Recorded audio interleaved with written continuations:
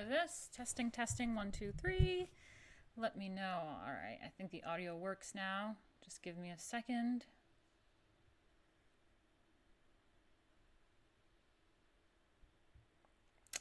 Give me a second. Give me a thumbs up in the chat if the audio works now. It looks like it's working on my end. All right, all right. I can hear myself now. Okay, great. Hi, guys. Welcome. Haven't seen you guys in a while. Haven't been streaming. Haven't been doing art streams. A lot of people have been asking me what's up with the art streams and when are we going to be back to art streaming. So here we are. We're back. We're back. Unfortunately, not on YouTube, but if you are watching this on YouTube, that means it's a rerun from a D Live live stream.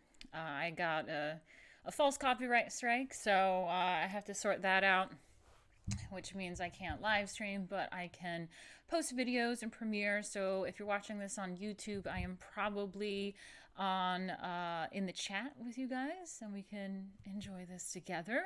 And if you are watching on YouTube, you can still donate, okay? So still send those super chats, and most importantly, if you can, go to streamlabs.com/Martina Markota TV, and that I will get it, and don't worry about the notifications or all that, and if this isn't moving or anything, because it's a little bit delayed, but I appreciate it, and I depend on you guys, so thank you.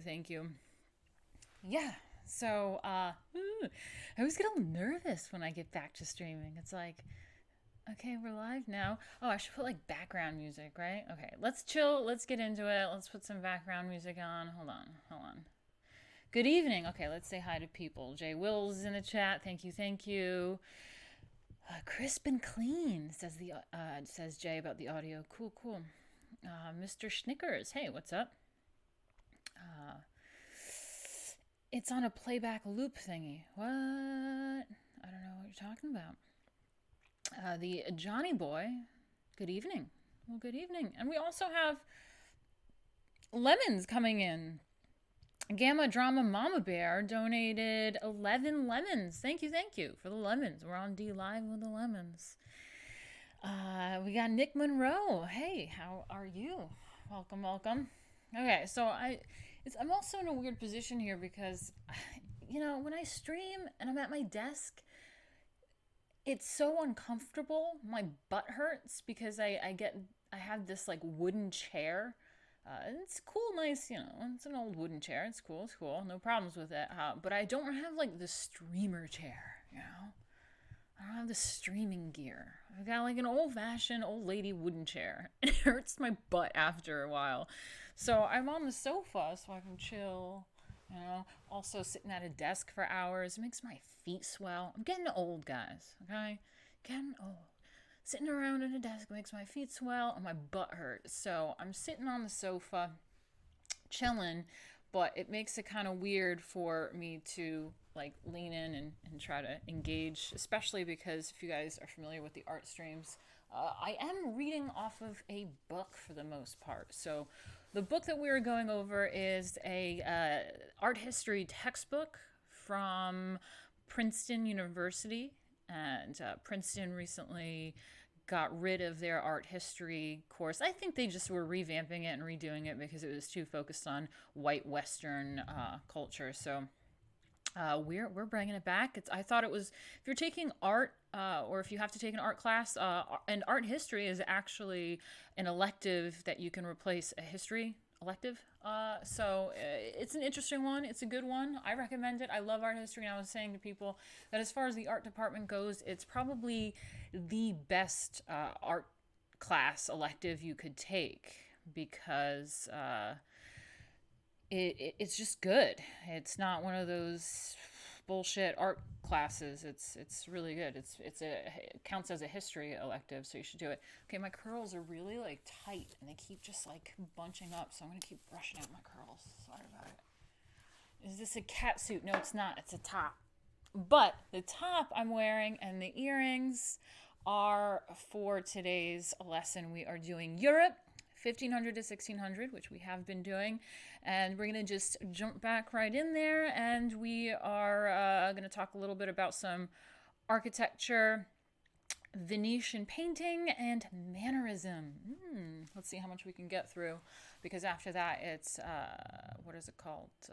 The Holy Roman Empire and all sorts, and then we get into France and whatever. So I figured that'll be good on its own stream. Let's just get through some architecture, some Venetian paintings, Mannerism, and then we'll get into Holy Roman Empire, France, and all those different ones. So I'm brushing my hair on the stream like that other girl on D Live. You're right. You caught me, Jay. You caught me. I am brushing my hair on stream. Damn it. Okay. Jay says that I took art history last spring semester. Enjoyed it. It's really good. Yeah. She does have competition. At least we're talking about art history. That grandma couch. Dude, I have grandma wooden chairs too, man. So, midnight hour. Are you in Europe if it's midnight for you? Okay, let's get some background music on. Just give me a second. I always forget something dealing with the streams. So, let's see. Let's put on that piano.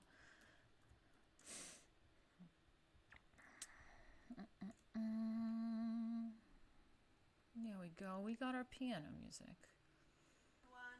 Not her. Shush. Shush. The British commercials. That's funny. Okay. Calming piano. That's what it's called on YouTube. Calming piano. So listen to a little calming piano. Makes me a little calmer. Makes me talk a little calmer. And we'll listen to some art history. Let me just see how you guys are doing. Resist calm. Don't worry. Don't shut up. We like you. We want you to engage. It's all good. So what do I have here? Let's check this out. Content screen. There we go. Ooh, ah.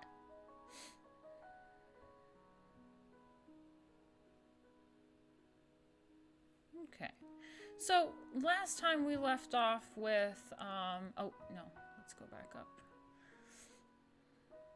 Oh, damn it, I was preparing and I didn't bring something up that I should have brought up. Hold on, damn it. I might have to fuss about a little bit longer, get the stream going. We'll get into the groove, But yeah, last time, this picture didn't show, but what was it?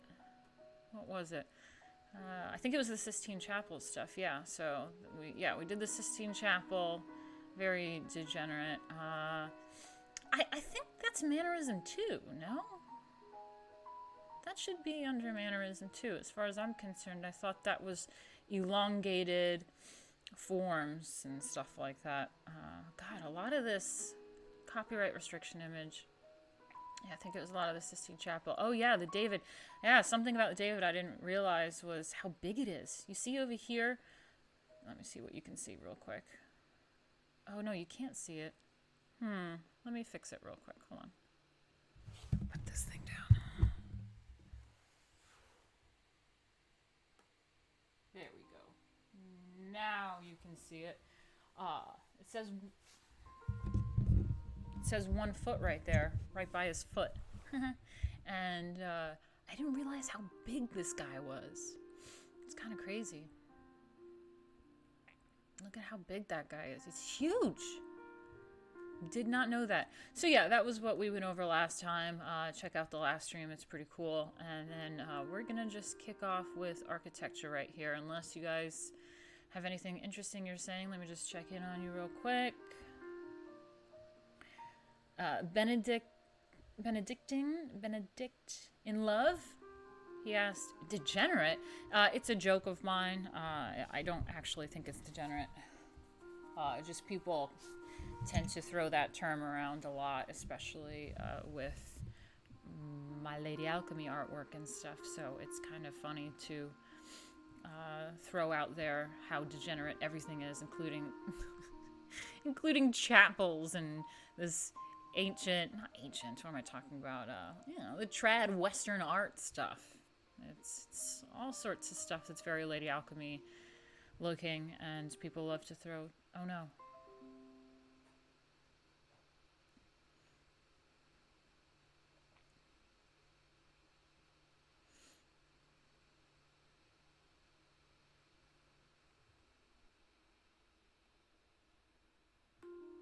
Are we back?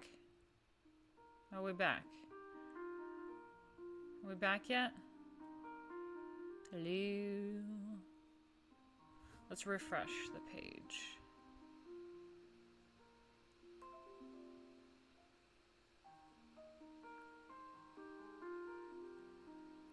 Hello?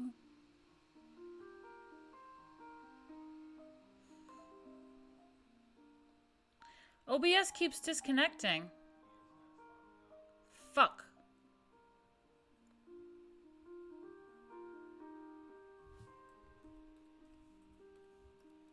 Why?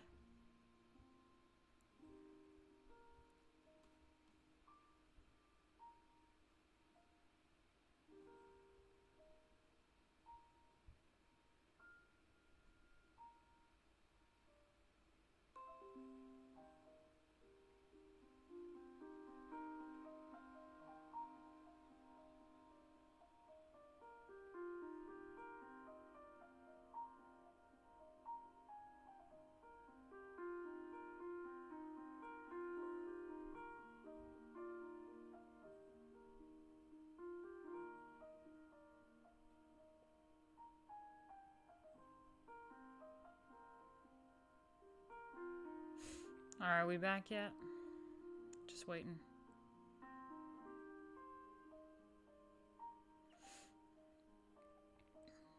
Just waiting to see if we're back.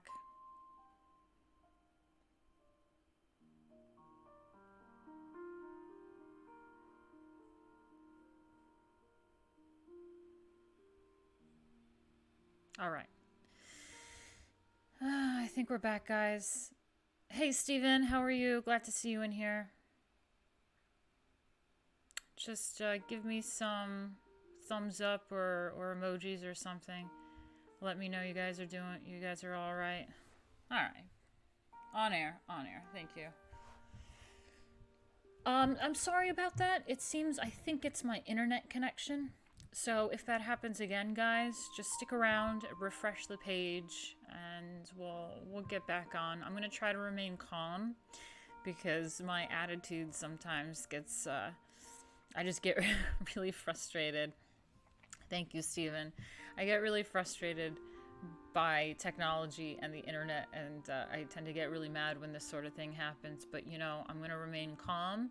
I am recording this, and I think with DLive, it's fine. It's not like it's going to be a million different videos. It's just whatever. We're on. All right.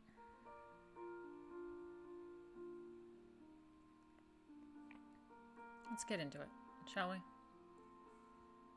Enough dilly-dallying. Okay, so architecture. Oh, sorry. One last thing. I forgot. I have to prep my images for you guys. I did a lot of prep for this and then kind of fucked it up.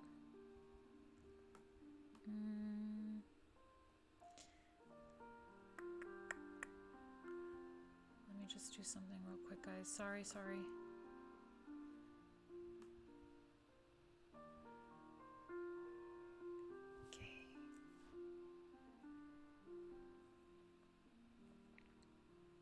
Oh, changed right away. Interesting.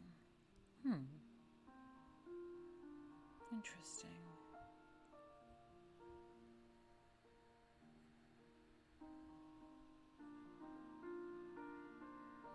Why did that happen?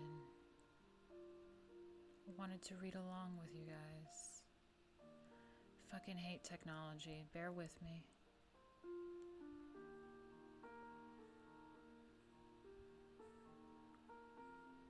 That's what happened. I sorted it out. Okay. Thanks for bearing with me. Boomer here. So, architecture. During the High Renaissance, architects and patrons alike... Okay. I say this every single stream. You guys know what I'm about to say right now, don't you? But architects and patrons, you know, patrons of the arts are so important, okay? This is what the right seems to lack understanding. They don't appreciate it. They want to bitch and complain about Hollywood and the left, but they don't really understand being a patron. They want to make everything conservative art, and that's kind of tacky and all that. What conservatives should really be doing is becoming patrons and giving the people that are knowledgeable in this sort of thing and capable in this sort of thing the opportunity to do what they do. And I think that's where we're missing. We're missing a beat there. I'm just gonna make this bigger.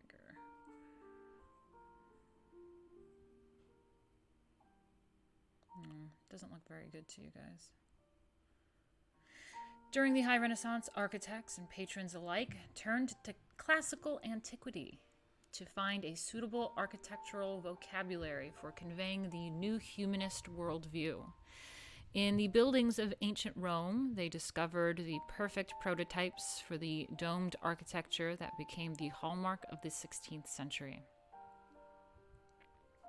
Cool. I don't know how to say these things. You guys know how I am about pronouncing. I should really look this up. I'm gonna look it up. It's not worth fucking it up.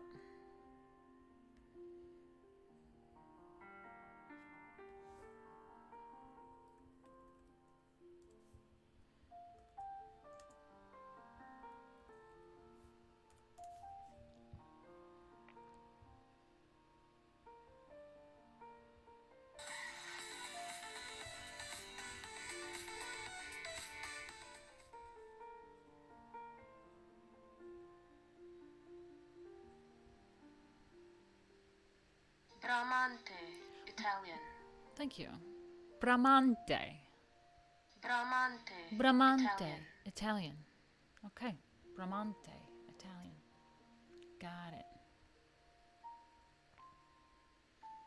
So Bramante, the leading architect of this classical revival style at the opening of the century, was Donato di Angelo Bramante. Very Italian name. 1444 to 1514, born in Urbino and trained as a painter, perhaps by Pier della Francesca. Bramante went to Milan in 1481 and, like Leonardo, stayed there until the French arrival in 1499. In Milan, he abandoned painting for architecture. A lot of those artists tended to do that. Like, a lot of the famous ones were actually really into sculpture or architecture, but they're kind of known as painters, so it's really interesting. Under the influence of Brunelleschi, Alberti, and perhaps Leonardo, all of whom strongly favored the art and architecture of classical antiquity, Bramante developed the High Renaissance form of the central plan church.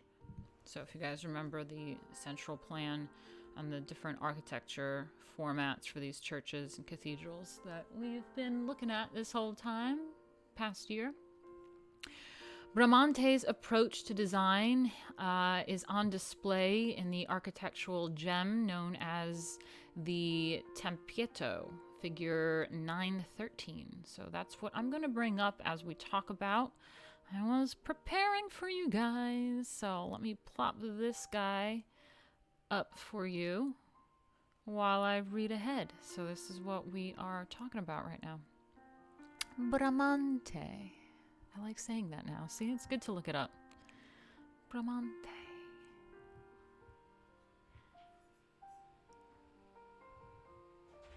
Glory to the Empire. That's right, Stephen. Imperium Romanum. Is the piano music too loud? Sorry. I know you said you liked it, but I hope it's not overpowering. Bramante.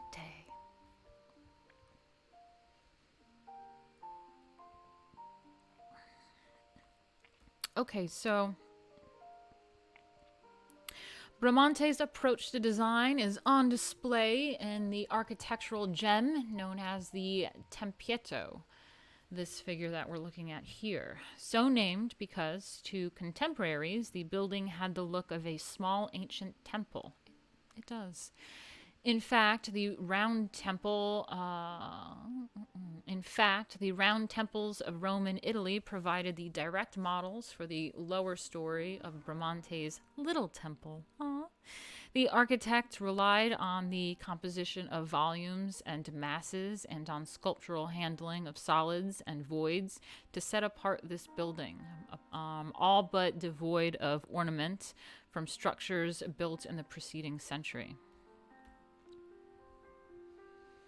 I thought it was still kind of ornamental, but yeah, looking at the picture, I see it. It has some.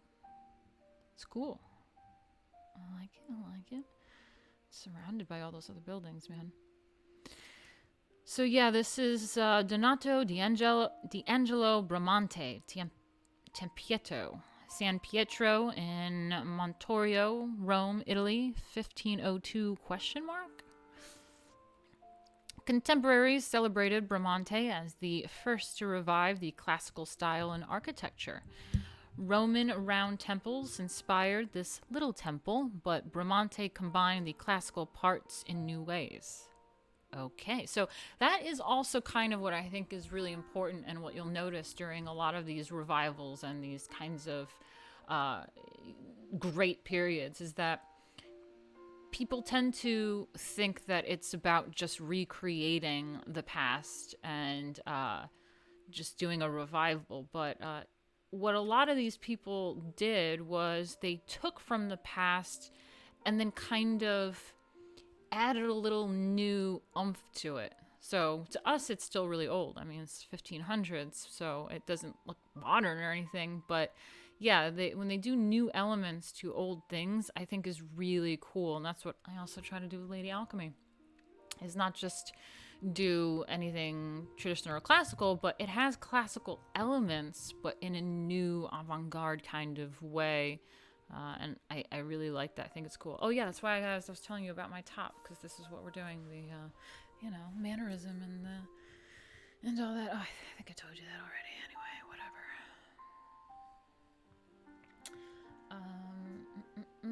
Followers 999. How annoying! I know, Stephen 4X. If we could just get one more. If any of you guys are not following me, do it now, and you'll be the 1,000th follower. Thank you so much. We have, I don't know how to say your name, Appian says, I seen that when I went to Rome. There's debate if that is where St. Peter was crucified. Cool. How lucky. How lucky to go to Rome. Awesome. And see just these amazing things. Bramante. Now I can't stop saying it. Okay, let's get back to it. Standing inside the cloister of the Church of San Pietro in Montorio, Rome, the Tempietto marked the conjectural location of St. Peter's crucifixion. Ah, there you go. Look at that. See? Amazing. My my subscribers, my viewers, the people in the chat are always so smart and amazing and contribute a lot to the conversation. So I really appreciate you guys. I love this little community that we have. Just arts, man. It's getting into the arts. It's so cool. You guys always have stuff to say. It resembles a sculptured reliquary and would have looked even more so standing inside the circular colonnaded courtyard Bramante planned for it but never executed. The structure is severely rational with its sober circular stylobate stepped temple platform. Yeah, that's what I liked about it when I was looking at it. I was like, cool. Okay, dig. I like the circular steps. It's cool. Okay, so yeah, the structure is severely rational with its sober, circular stylobate, stepped temple platform, and the cool Tuscan style of the colonnade. neither feature giving any indication of the placement of an interior altar or of the entrance. However, Bramante achieved a truly wonderful balance and harmony in the relationship of the parts, dome, drum, and bass, to one another and to the whole. Conceived as a tall, domed cylinder projecting from the lower, wider cylinder of its colonnade, this small building incorporates all the qualities of a sculptured monument.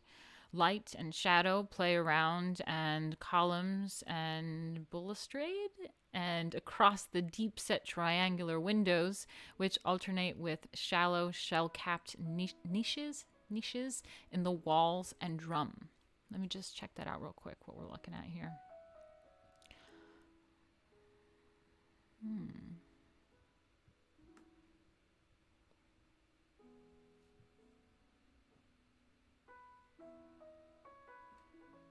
Cool.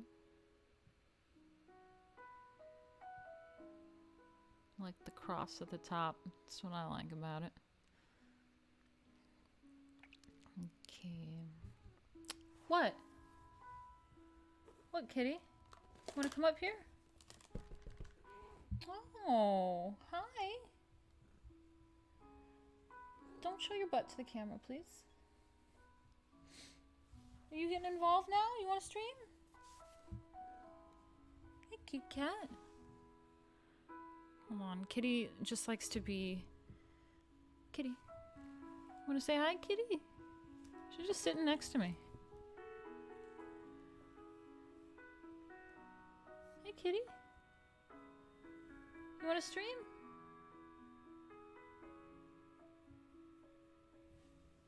You want to stream?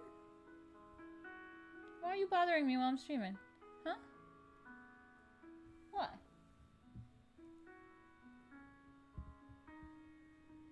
Cute cat. Alright. You gonna sit with me? Love you.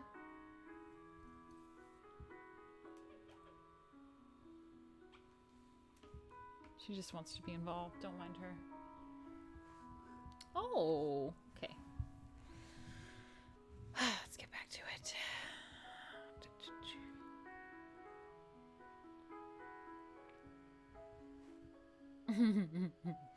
Jay, your dog is the same way while you're drawing.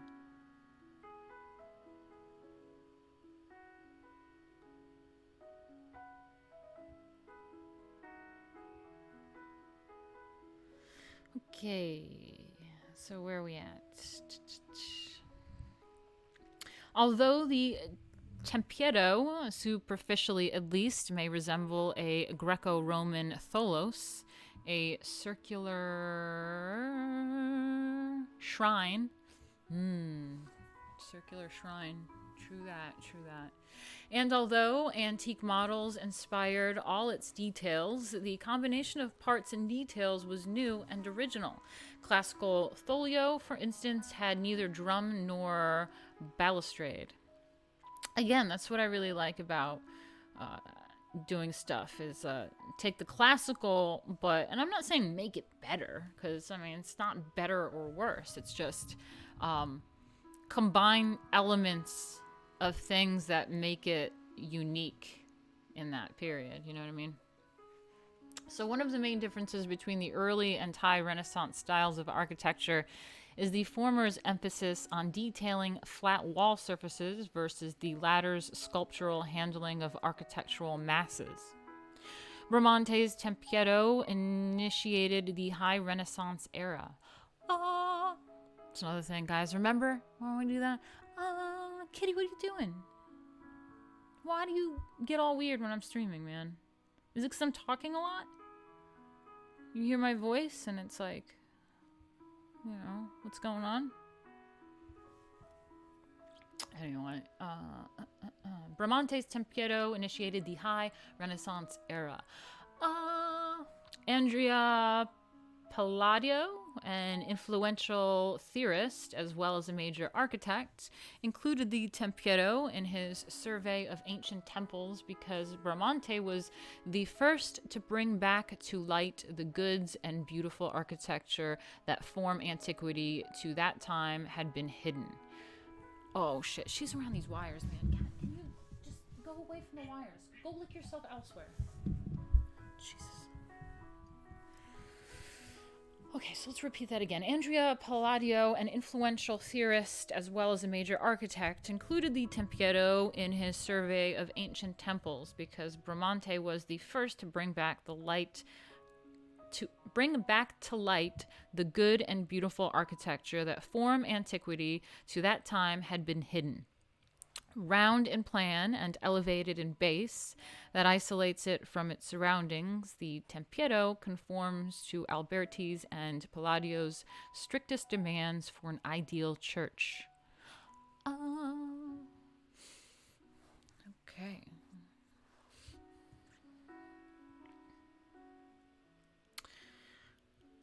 I should have done a little bit better research on this because now we're getting into new St. Peter's and they reference old St. Peter's, and I wish I had the photo to bring up. I'm not digging around in the chapters for that. Maybe I will. Let's see. It says 4-4. Okay, 4-4. Let's see. Share what's going on with my screen right now with you guys.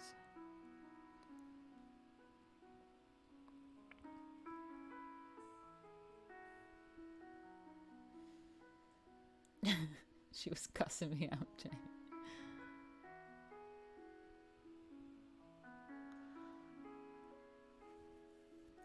Alright guys, don't forget also, I do want to, I should fix my screen right now, but yeah, let me fix my screen.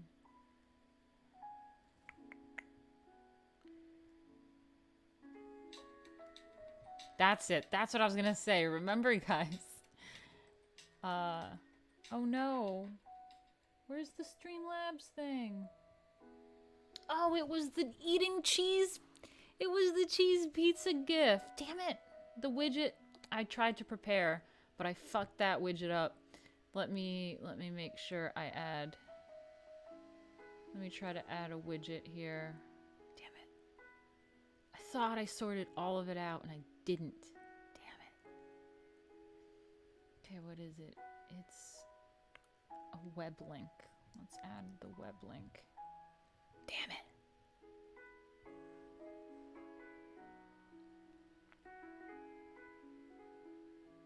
Alright, widget has been added. Damn it.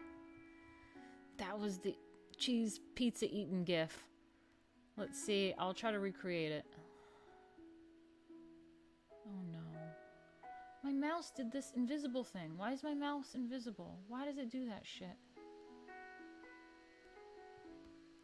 Come on. Really? We're doing invisible mouse right now? Does anyone know why my mouse just turns invisible for out of no reason? Why is that happening?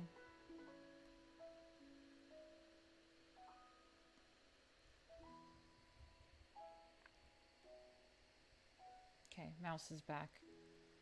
Mouse is back.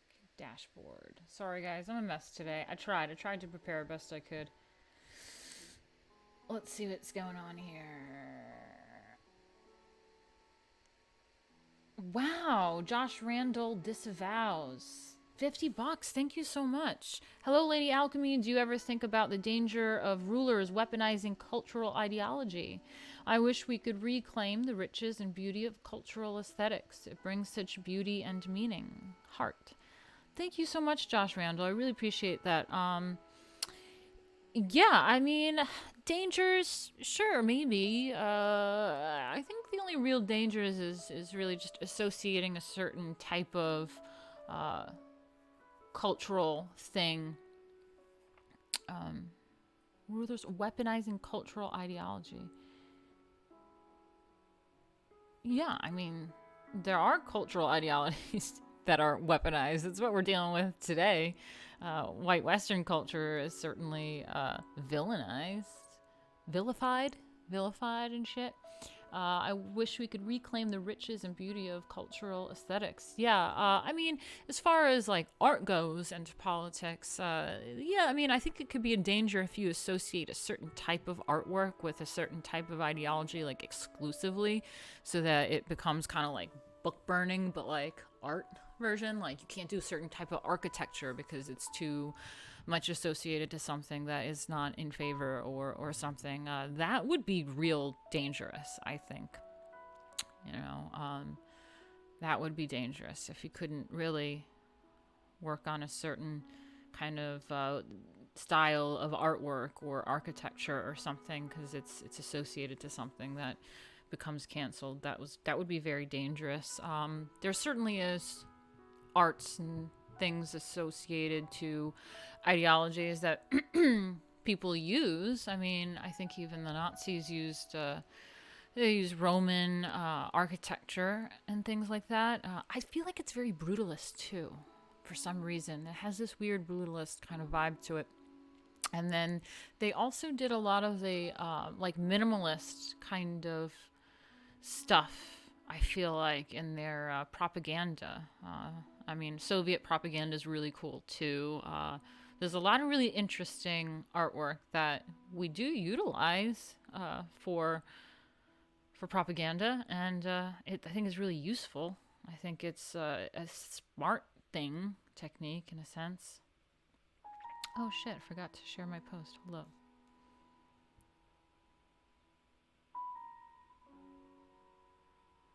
Mm-mm-mm. Okay. But yeah, thank you guys so much for that. Thank you, Josh Randall, for that. Let me just fix this thing real quick that I was doing. Hold up. Basically, you guys would really help if you contribute. Yeah, see, look what happened down here. We made this thing, this gold move. Thank you. You can help contribute by going to streamlabs.com/Martina Markota TV, and that will help this thing happen. And if you are watching on YouTube, it'll show up on the next stream. So don't worry if it doesn't do anything. Oh God, I'm so shiny. Don't worry if it doesn't do anything right now, but your contribution will be seen on the next stream because I have this thing going until February 20th. So yeah, let me just fix this real quick so you can see Streamlabs.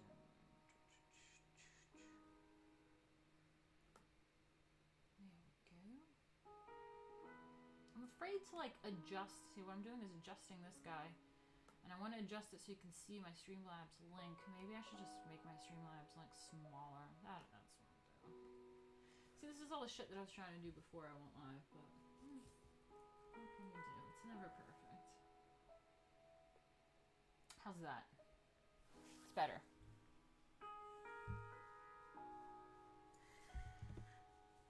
Okay.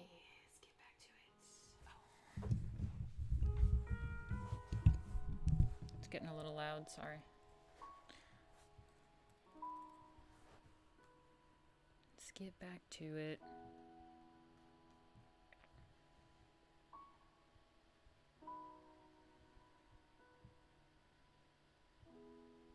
Oh, also, I did want to, since you had a donation and the GIF didn't show, I wanted to just do like a fake donation so that you guys can see the GIF and it didn't get lost. So let's see where we at. Sorry, it's taking forever to get going on this stream. My bad. Okay, so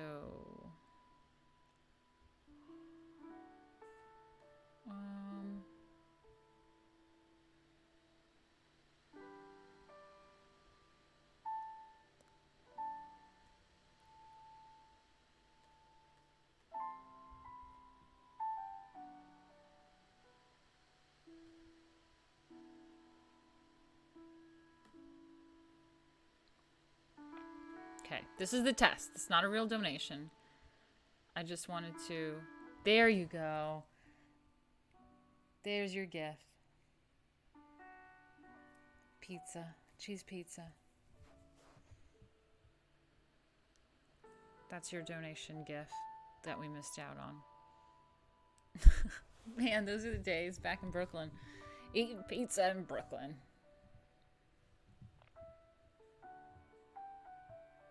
All right. All right, that's enough. That's enough. Thank you very much. Okay.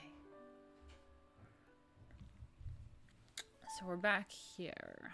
And we are talking about New St. Peter's, perhaps the most important artist project Pope Julius II initiated was the replacement of the Constantinian Basilica, Old St. Peter's, with a new structure. So again, I say this all the time because we keep seeing it in the art history book, is that people initiated these artistic projects, they funded these artistic projects. They weren't necessarily artistic themselves, but they saw the importance of it. And it was the Roman Catholic Church, it was, popes, it was emperors, it was all sorts of people that decided it was really important to initiate the arts. So let's see the old one real quick. I'll try to get to it. So it's figure 4-4. I think that means it's chapter 4, figure 4. So let's go back up a bit. So chapter 4.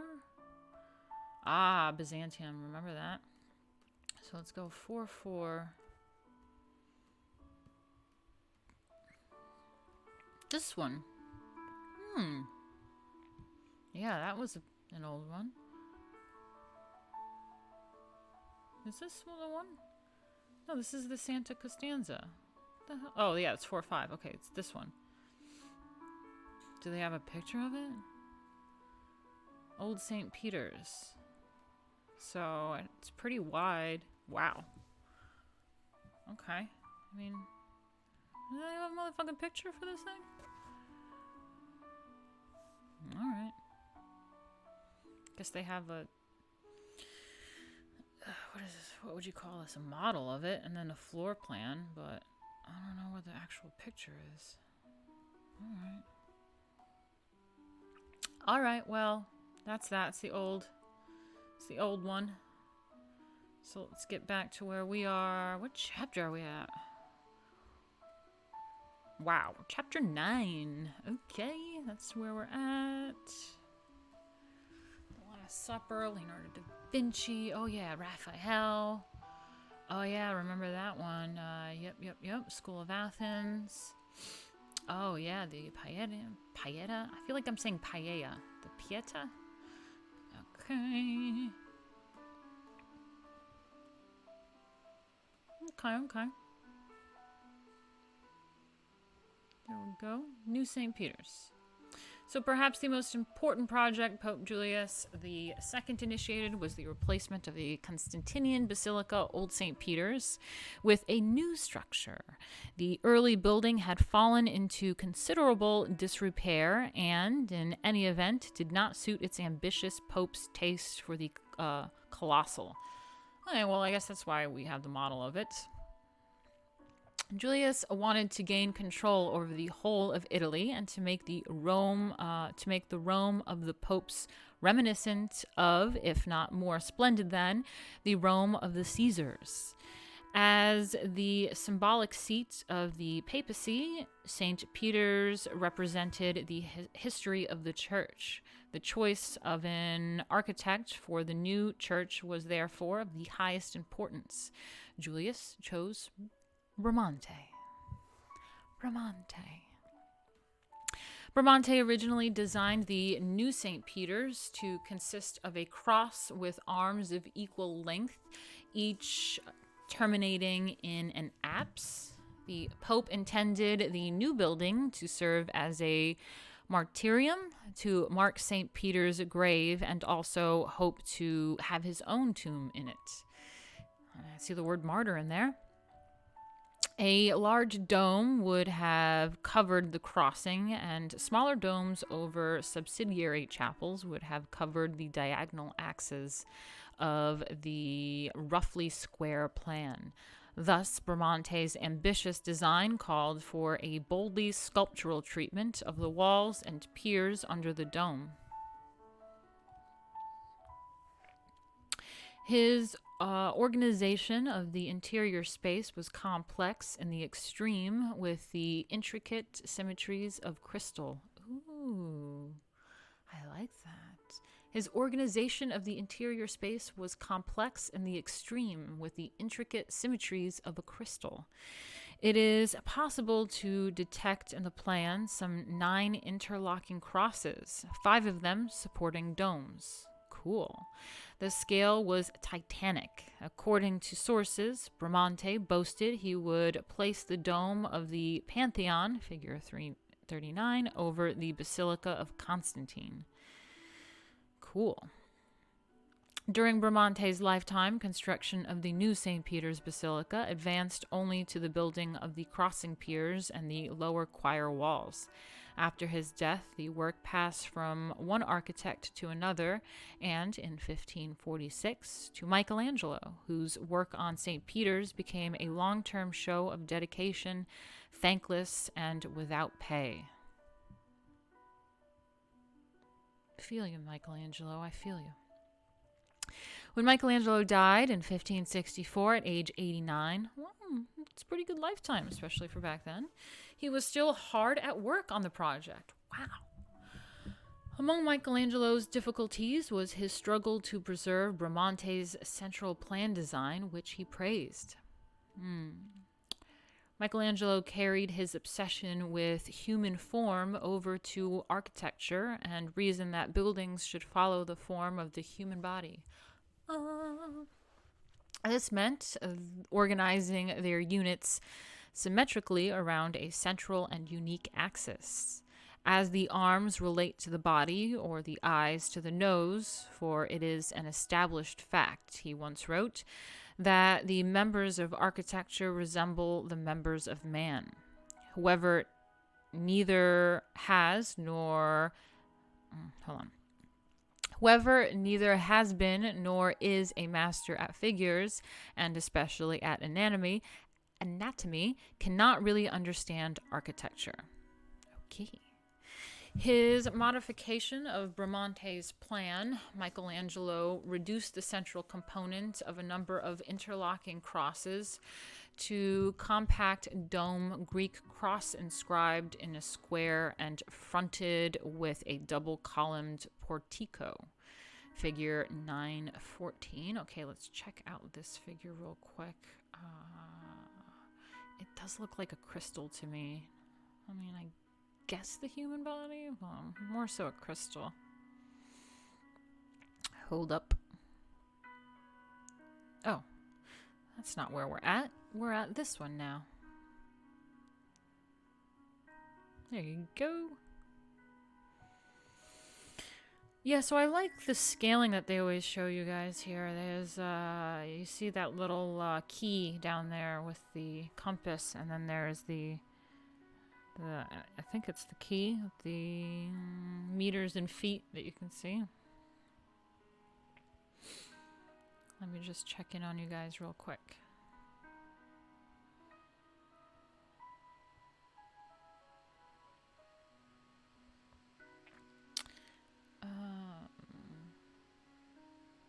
Odin Bjorn said, seeing the floor plan is interesting as a builder. Teach us more, milady, tips Fedora, licks Dorito dust off belly. I love you guys, seriously. I love you guys.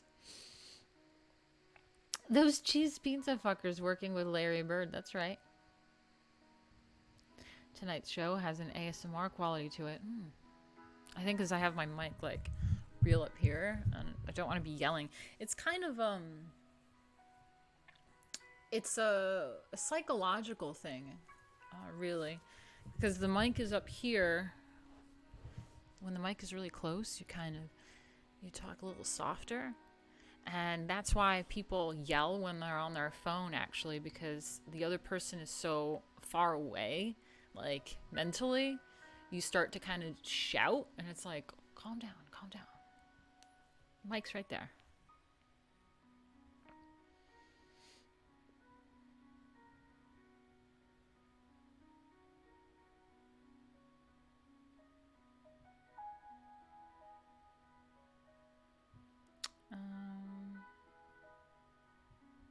Streamlabs is being difficult? Oh, I hope not. Hey, BMT Lines. Nice to see you in here. Welcome, welcome. We were just talking about some architecture. Bramante. And then he died working on, Bramante. He died at what, 86, I said? And it was his life's work to work on this new St. Peter's design. And then it got passed from architect to architect and in the hands of Michelangelo as well. I'm going to put this mic on a pillow. Getting a little chilly too. I need my streaming blanket. Okay.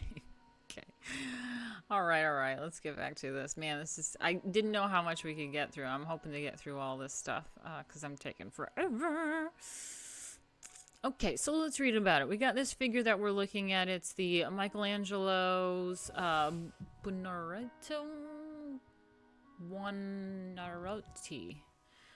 Michelangelo. It's Michelangelo's plan for St. Peter's, Vatican City, Rome, Italy, 1546. Number 1 is the dome, so that center dome, and then there's like the little mini domes at the 4 corners. 2 is an apse. If you remember when we were going over architecture for the first time, the apse, cool. And then 3 is the portico. What is that? It's like a porch. This is a porch, okay, guys? It's a porch. Michelangelo's plan for the new St. Peter's was radically different from that of the original basilica. His central plan called for a domed Greek cross inscribed in a square and fronted by columns. Yes, you can see the columns over there on that portico. Number 3. Yes. Okay. Without destroying the centralizing features of Bramante's plan, Michelangelo, with a few strokes of a pen, converted its snowflake complexity into massive, cohesive unity. His treatment of the building's exterior further reveals his interest in creating a unified and cohesive design. Because of later changes to the front of the church, the west apse end, figure 915. Oh, we get to actually see it. Cool. Okay, hold up. How does that look for you guys? I don't know if it's all of it, but it's most of it. That's good enough.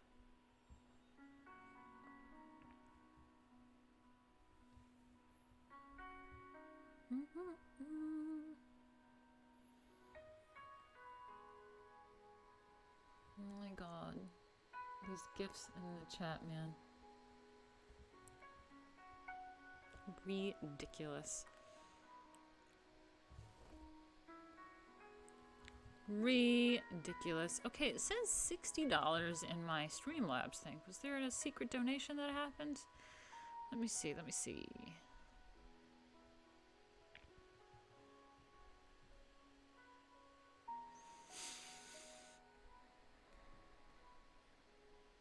Oh, there was. Why didn't the gift pop up? Motherfucker. Got Jim Polos donated $10 and didn't say anything. Thank you so much for that secret donation. Wow. Thank you. I'm going to give you a gift just because I don't like that these alerts are not happening. This is not a real donation, people. It's just a test donation. But we are doing it. Let's do the $10 one. Okay, did that work? This is my Rastakiran one. Thank you for that. Jim. It says John on the screen, but I think it's a Jim.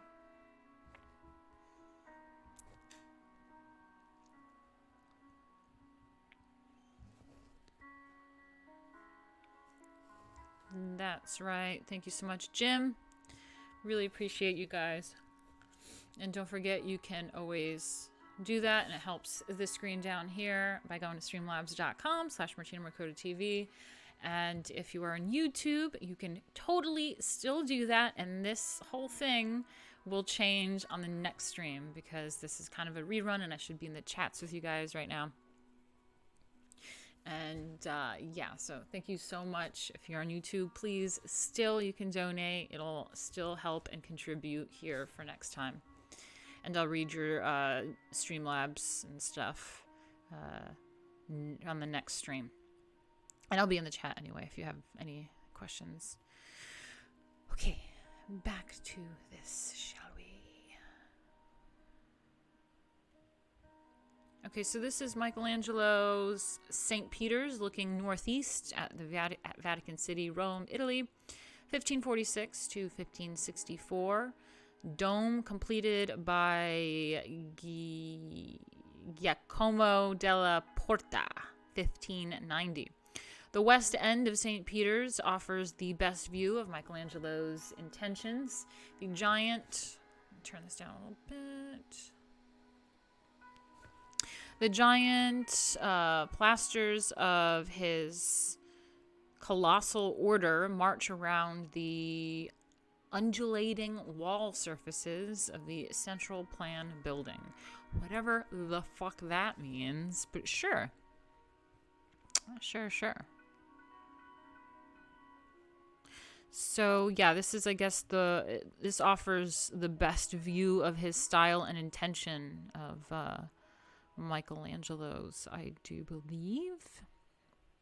Michelangelo employed the device of the colossal order. I love that.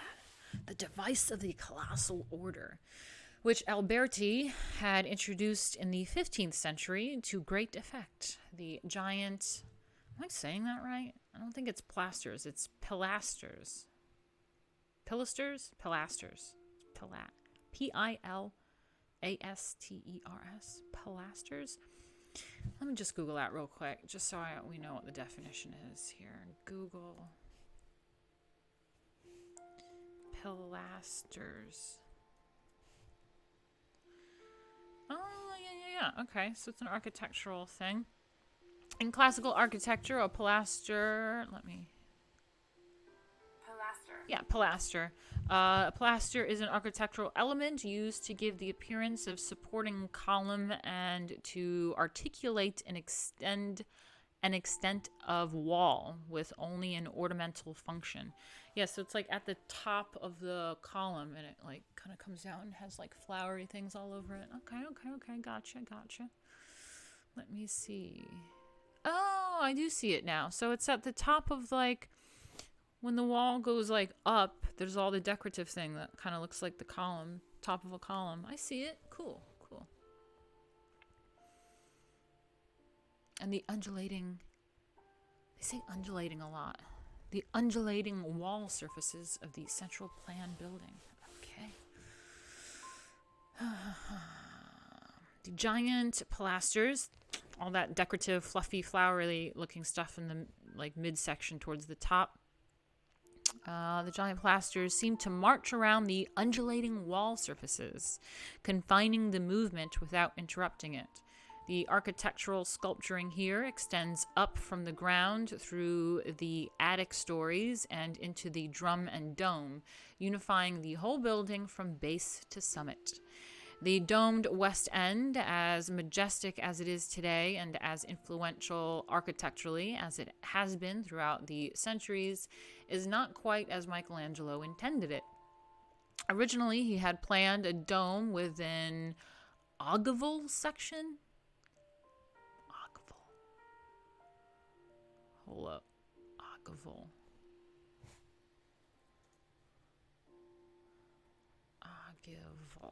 I like to look up things. An ogive or ogival arch is a pointed Gothic arch. Love it already. Drawn with compasses as outlined above, or with arcs of an ellipse as described. A very narrow, steeply pointed ogive arch is sometimes called a lancet arch. Okay. The most common form is an equilateral arch, where the radius is the same as the width. Hence the name equilateral. Okay, then.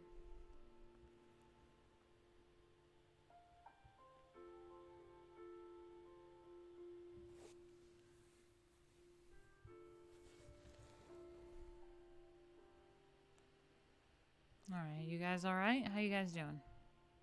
Agavul. Okay, so where is the word Agavul? The domed West End, as majestic as it is today and as influential architecturally as has been throughout the centuries, is not quite as Michelangelo intended. Originally, he had planned a dome with an Agavul section like that of Florence Cathedral. But in his final version, he decided on a hemispherical dome to temper the verticality of the design of the lower stories and to establish a balance between dynamic and static elements. Dynamic, static. However, when Giacomo, is it Giacomo or is it Giacomo? I don't know. Della Porta, 1533 to 1602, executed the dome after Michelangelo's death. He restored the earlier high design, ignoring Michelangelo's later version.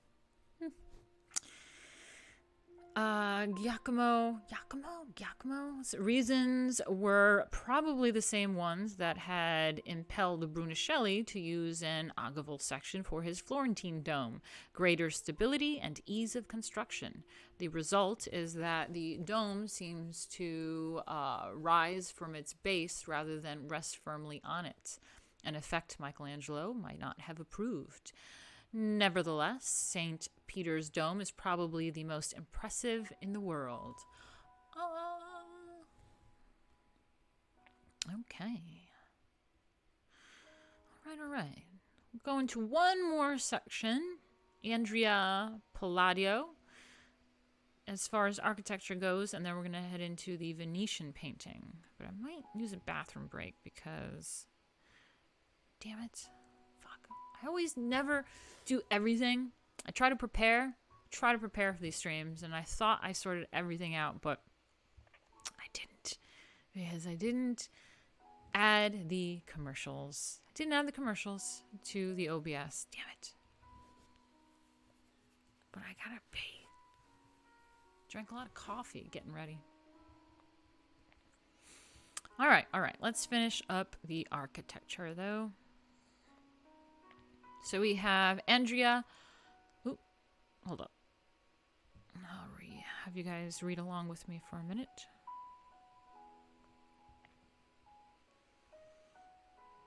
So we have Andrea Palladio. The classical revival style of high Renaissance architecture in Rome spread far and wide. One of its most accomplished practitioners was Andrea Palladio, 1508 to 1580. The chief architect of the Venetian Republic. Cool. In order to study the ancient buildings firsthand, Palladio made several trips to Rome.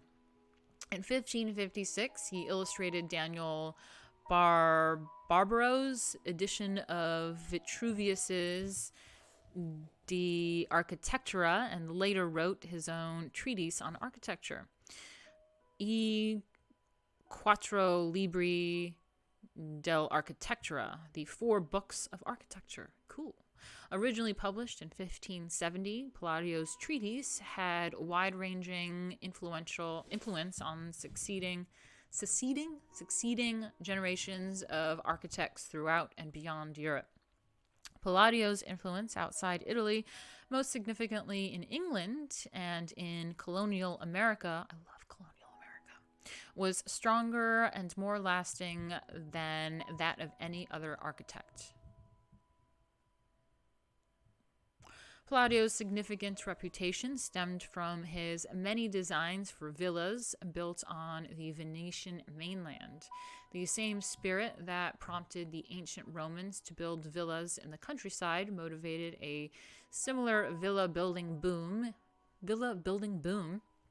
in 16th century Venice, which, with its very limited space, must have been highly congested. But a longing for the countryside was not the only motive. Declining fortunes prompted the Venetians to develop their mainland possessions with new land investment and reclamation projects. Citizens who could afford it set themselves up as aristocratic farmers and developed swamps into productive agricultural land. Wealthy families could regard their villas as providential investments. The villas were thus aristocratic farms. Cool. Like the much later American plantations, which emulated Palladio's architectural style. Wow, that's so interesting. So, wealthy aristocrats went out into the farmlands and started developing them with this kind of architecture, and wealthy families kind of built these villas in the country. And that's where we get our American plantation style, which is emulated by Palladio's architectural style. Cool! Learned something today. Palladio generally arranged the outbuildings in long, low wings branching out from the main building and enclosing a large rectangular court area. I love a court. I want a courtyard. His most famous villa, Villa Rotunda, 916. Okay, let's see. Let's see the Villa Rotunda.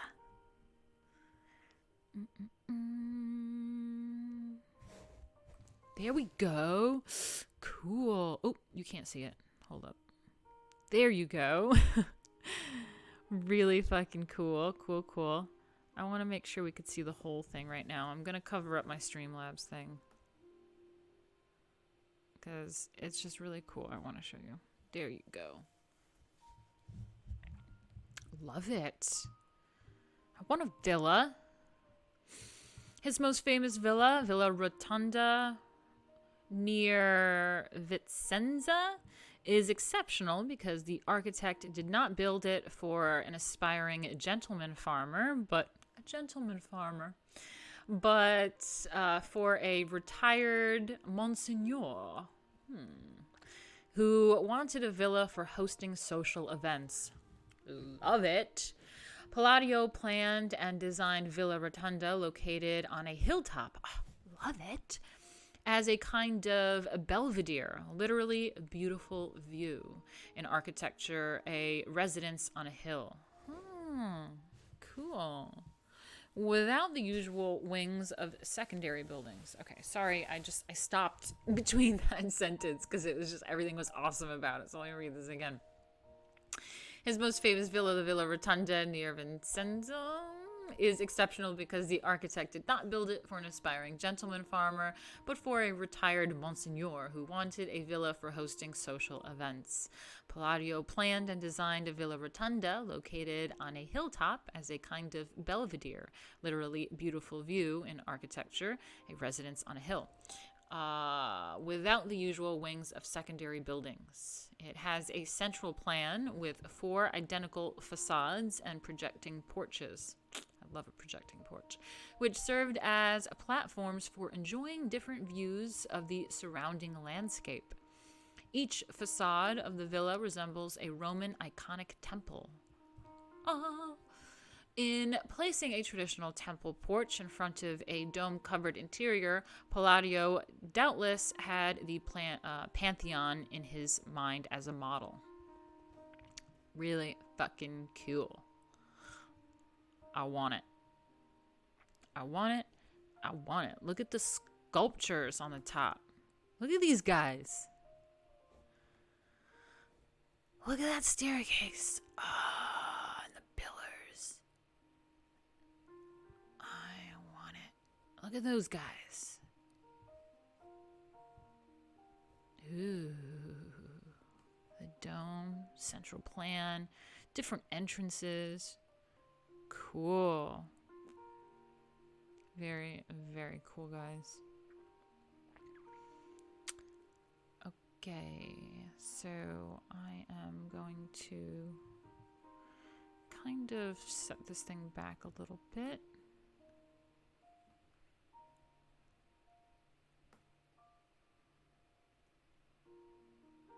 Sorry, hold on one second.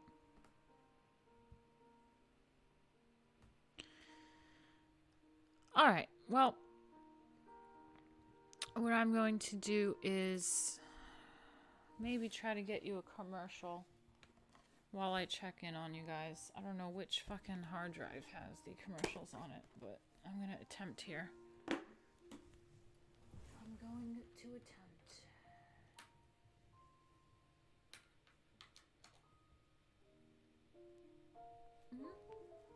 Okay, we're connected. Let's see. Ooh. Let's see if I can get a commercial for you guys. Hold up. YouTube files. What's going on here?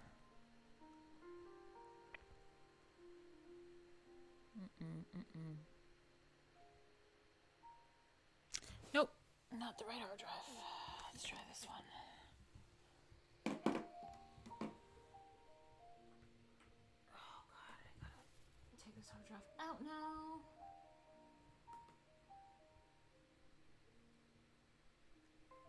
Okay, safe to remove hard drive.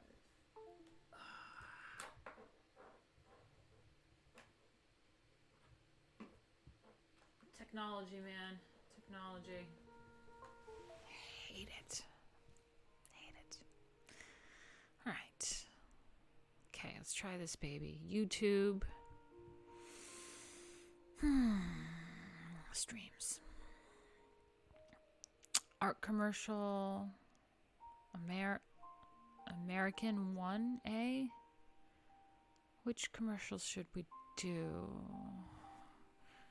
I feel like we have seen the original commercials for a while now. Let's try and do our commercial American 1A maybe? Or let's do our commercial A4. Let me see what's in this one. Hold up. Fourth among the nations.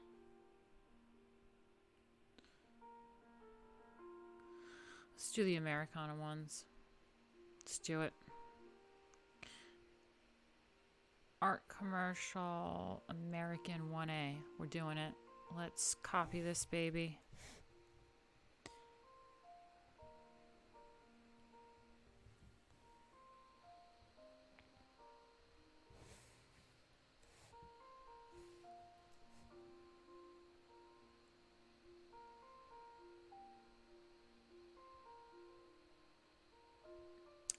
Okay.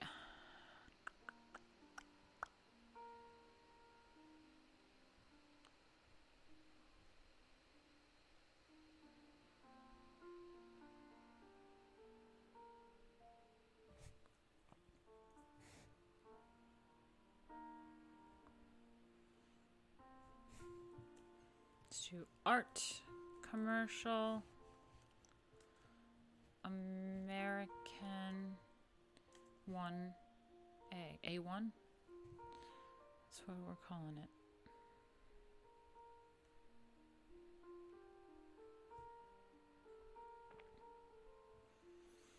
Alrighty, I have to go to the bathroom, so I'll see you guys in a minute. I'll be in the chat. Just chill. We're going to take a break, and then we're going to get into Venetian paintings. Okay? That'll be fun. Venetian paintings and Mannerism. It's going to be a long stream, but yeah, that's what we got planned today. 2 more sections. Be right back.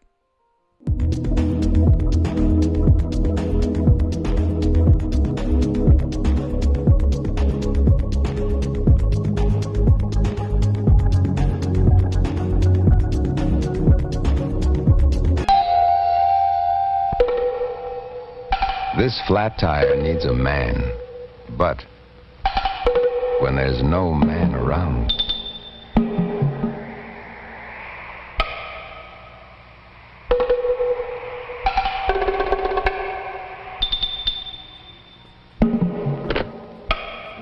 when there's no man around,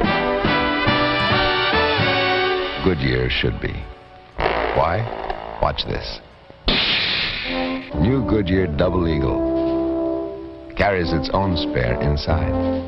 Lifeguard safety spare. A tire in a tire. Keeps on going. Next time, give her a second chance.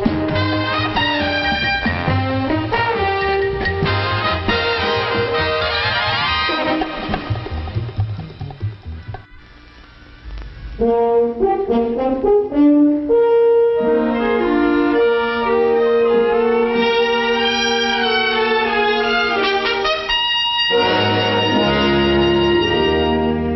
appreciation of the stylists of America, who work in lines, forms, and textures and colors to give to us beauty, charm, and elegance in the conveniences, comforts, and necessities of our daily living.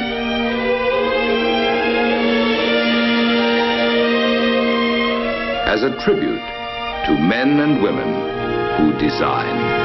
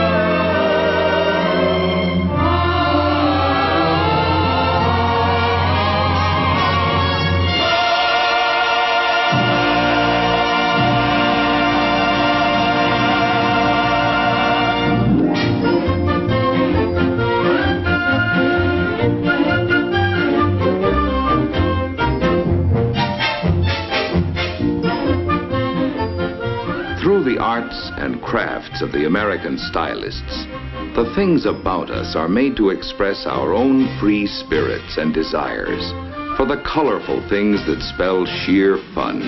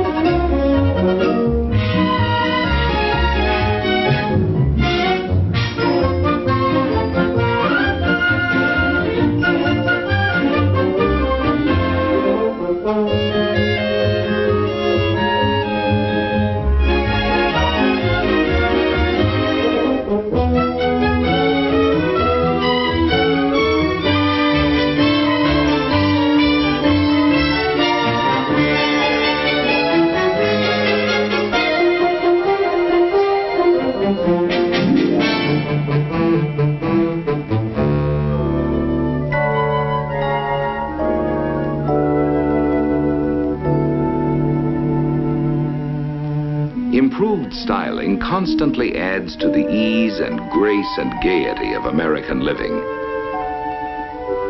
The things we have in America are ever changing. The studios and workshops of our stylists pour forth a never-ending flow of service and of artistry. Lines, planes, forms, and substances in colors. On come the developments of ideas, in pace with the emphatic decisions of the American people as to what they want, in the shapes of utility, and in the manner of their own ever-improving good taste. For our home life, the stylists are creating new expressions of utility, convenience, and beauty in the everyday things that serve us. Wondrous possessions which have new grace and glamour are offered the American people.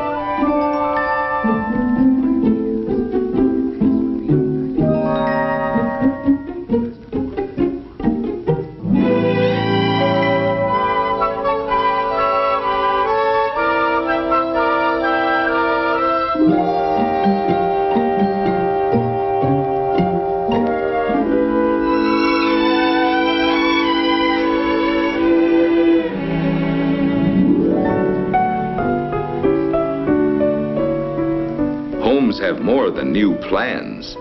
They have new patterns for living, made attractive by luxurious interiors. Living space is enhanced by new materials and accented by subtleties of color selection.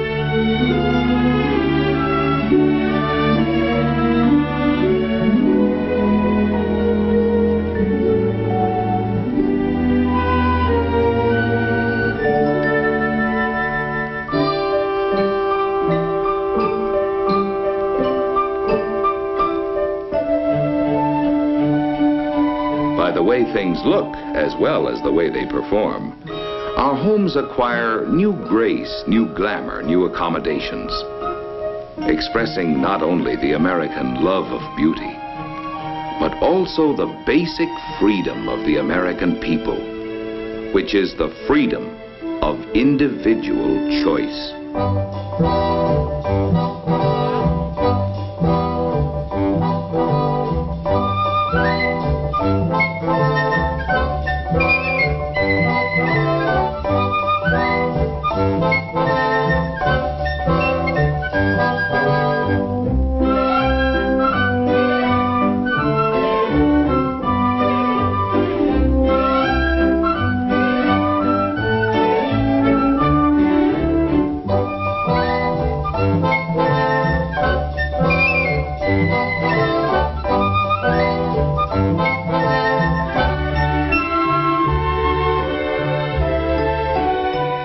In form, proportion, rhythm, and variety, the stylists leave their unmistakable marks on everyday conveniences in flowing lines and graceful shapes, which we as Americans may enjoy.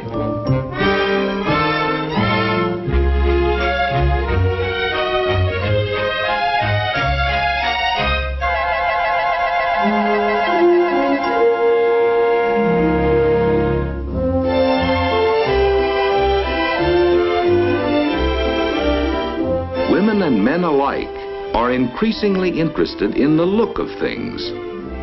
They eagerly give their attention to what's new and beautiful and advanced.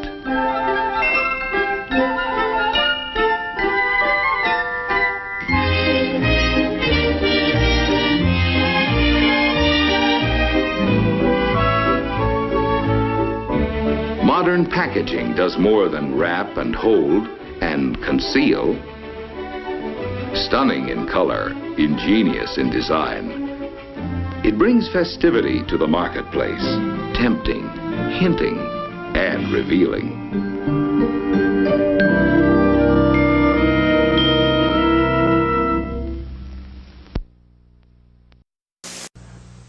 Tonight, right after Animal House, Eric Estrada and Howard Hessman meet the Dream Girls. Hi. Of every man's fantasy. I'll just knock you dead. Morgan Fairchild, Linda Carter, Kathy Lee Crosby, Victoria Principal, and much, much more.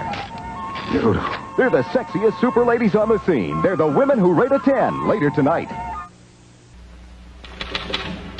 I bought the fresh stick, just as you told me. You're absolutely right. It's neat and quick, and it goes on dry. It did make me feel cool and sweet, just as you said. I did everything you said, but my boss still hasn't asked me to lunch. Unlike some deodorants, Fresh doesn't guarantee you'll get ahead in business. All Fresh does is keep you fresh. When you think of it, that's quite a lot.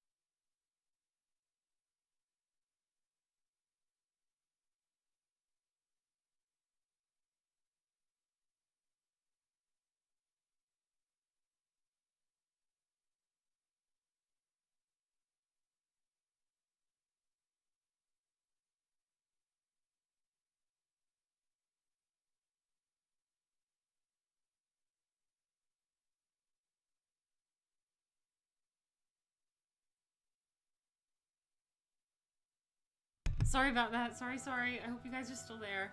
Oh my god. I was... Whew. Because I put in a new article, not article, what is it called? File in the OBS. I didn't click the loop button, so I forgot that in case I didn't come back on time that it wasn't going to loop. Sorry about that. And it just like sat there and... Okay, why is my phone talking? It just sat there in black. Oh my god. Anyway, let's get back to it. I was trying to go to the bathroom again for a second time because I figured we were going to be on for a while. Damn it. Martina rolls a spliff. Oh god, I wish, Josh. I wish. Okay, I got my streaming blanket. I'm going to put that on me. Oh yeah, nice and cozy. We're going to get cozy now.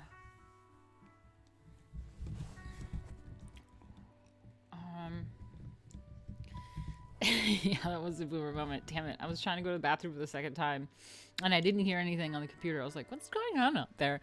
And I just decided to come out, and I saw nothing but blackness. I was like, fuck.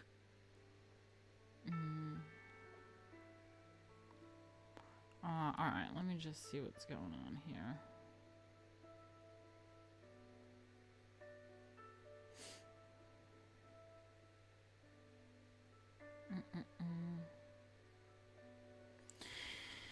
Okay, let's get back to it. I hope you guys are well. I hope you all went to the bathroom and got a drink. I actually even had a snack. I had a steamed bun. Love steamed bao buns. Bao buns. Alright. Where are we at? We're staring at this villa. We gotta stare at something else. Content screen. Get rid of that art. Boom. We're back. We're looking at Venetian paintings now. Alright, let's get back into it. And don't forget, guys. Don't forget to hit me up in Streamlabs, streamlabs.com/Martina Markota TV, and it helps me reach my goal. And if you're watching this on YouTube, then this thing will update for the next stream, and I will read your super chats on the next stream, and I will be in the chat with you guys. This is a rerun off of a D Live, so if you want to join us in D Live when we're like actually live and join the chat, then just subscribe to me on D Live. I think it's dlive.tv/Martina Markota. So join D Live. I'm going to be doing that for the next few months, but I will also be playing some reruns on YouTube if you're a YouTube person. So do that. Just know that it's kind of a little bit late, and I'll be in the chat with you guys. So let's get back to this. Gotta catch my breath now. I ran out here. Venetian painting. In addition to Palladio, 16th century Venice boasted some of the most renowned painters of the Renaissance era. Artists in the Maritime Republic showed a specific interest in recording the effect of Venice's soft-colored light on figures and landscapes, and Venetian paintings are easy to distinguish from contemporaneous works created in Florence and Rome.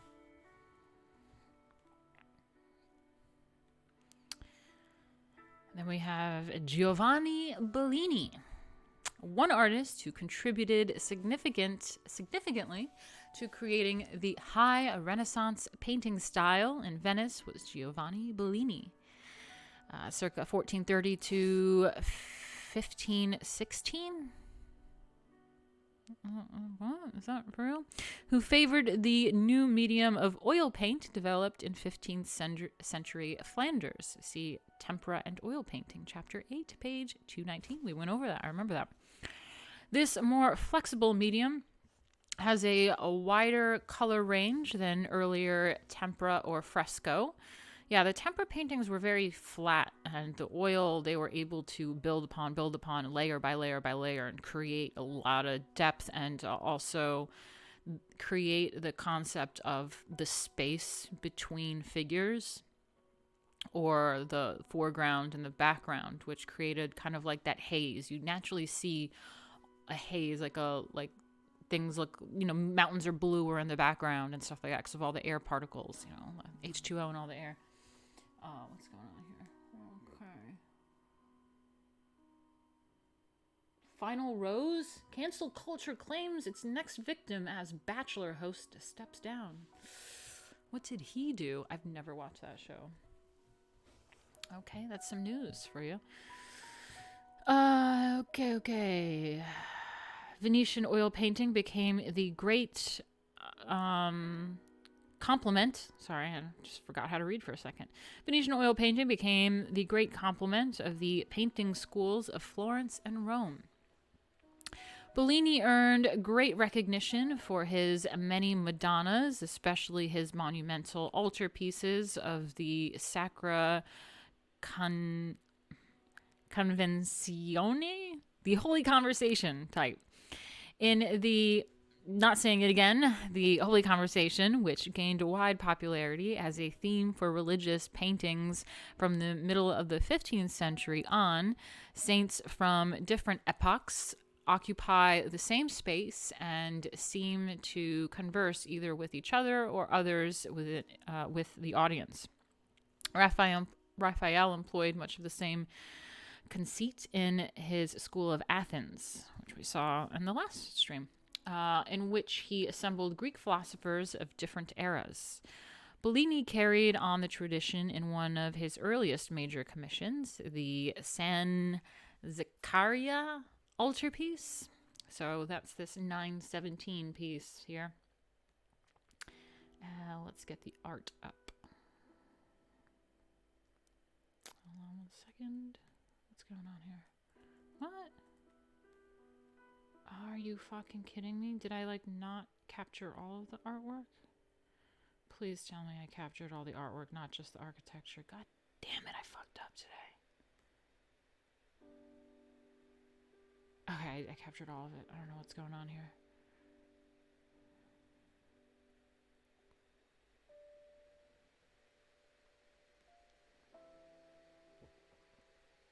There we go.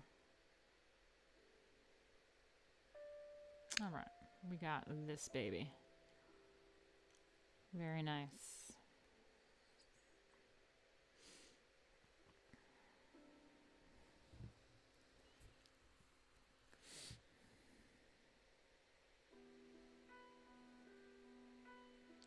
So the Virgin Mary sits enthroned, of course, holding the baby Jesus, with 4 saints flanking her. St. Peter with his key and book, St. Catherine with the palm of martyrdom, and the broken wheel, St. Lucy with a tray that holds her plucked out eyes. Holy shit. What the fuck is she doing with her plucked out eyes? And St. Jerome with a book representing his translation of the Bible into Latin. At the foot of the throne sits an angel playing a violin. Cool. The painting radiates a feeling of serenity and spiritual calm. It really does. Viewers derive this sense less from the figures, no interaction occurs among them, than from Bellini's harmonious and balanced presentation of color and light. Outlines dissolve in light and shadow. Glowing oil color produces a soft radiance that envelops the form with an atmospheric haze and enhances their majestic serenity. Bellini's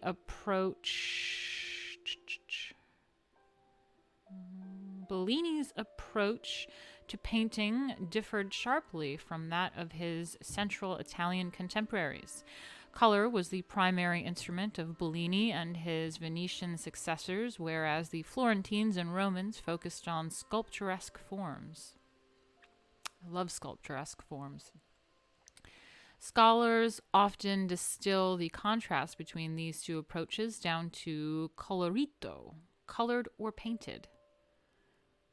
versus disegno, drawing and design. Color and painting or drawing and design. Venetian artists also preferred to paint the poetry of the senses and delighted in nature's beauty and the pleasures of humanity. Oh, see, that's what we need in art, and that's what the right and left are void of, is the delight in nature's beauty. And that's kind of how I feel about the human form. And the pleasures of humanity, yeah. Artists in Florence and Rome gravitated towards more intellectual themes, the epic of humanity, the masculine virtues. Oh, I love that. The grandeur of the ideal. And the lofty conception of religion involving the heroic and sublime. Much of the history of later Western art involves a dialogue between these two traditions. Very cool, very cool. So, and the one that you guys are looking at, Giovanni Bellini, San Zaccaria altarpiece, 1505, oil on wood, transferred to canvas. Oil on wood, transferred to canvas? What the fuck? It's 16 feet? Holy shit, it is. Look at that 1 foot mark. Do you guys see the 1 foot mark? Let me see if you can see it. Oh no, I cropped the 1 foot mark out. Let me see. I'll show you though.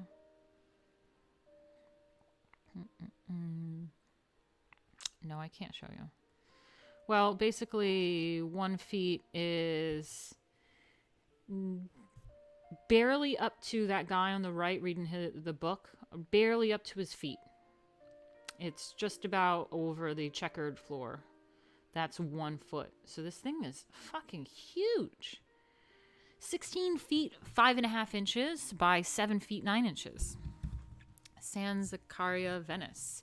In this sacra conversation, sacred conversation, uniting saints from different eras, Bellini created a feeling of serenity and spiritual calm through the harmonious and balanced presentation of color and light. Lovely. Lovely.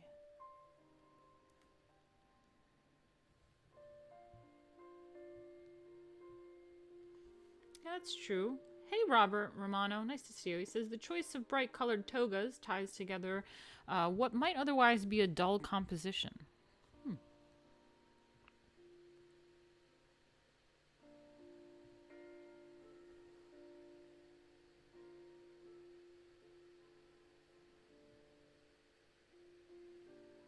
All right.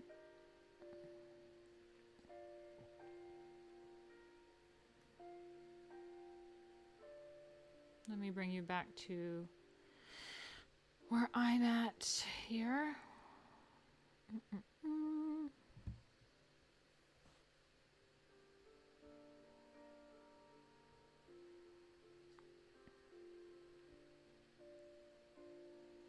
So then we have Giorgione? How do you say that? Let me look up how to say that. Sorry. I like to look things up just to make sure, and you know, sometimes you learn a definition or something, but I mean, this is a name, but you never know. I don't know how to say names.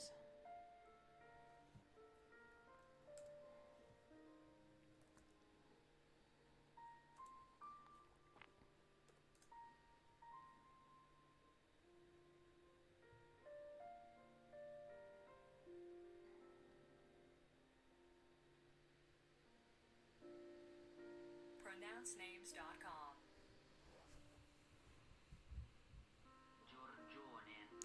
Giorgione. Giorgione. I don't know if I'm going to be able to say it in Italian like that the whole time. It's a bit ridiculous. Giorgione. Okay, see? I was calling him Giorgione. I'm such a fucking New Yorker, man. Giorgione. Hold on, I gotta hear it again. Do we have the correct pronunciation? Giorgione. Ridiculous. The Streamlabs donation didn't go through. Let me see. On my end, let me see. It went through on my end. Don't you worry. Don't you worry, okay? Thank you, Josh Randall, so much. $50, thank you. It says, money for spliffs and your frightful addiction to high-end cheese, LOL. Oh my god, you remember that I love cheese and I eat cheese on the stream. That is true. I do like high-end cheese. You're right, you're right. Yeah.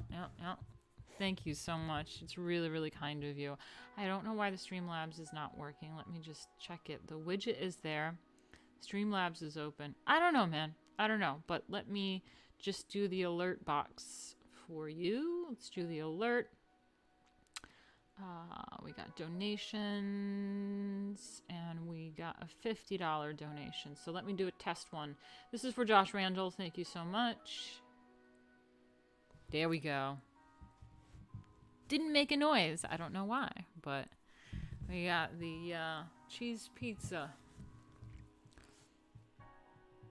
Talk about cheese. It's not high-end cheese on that thing, but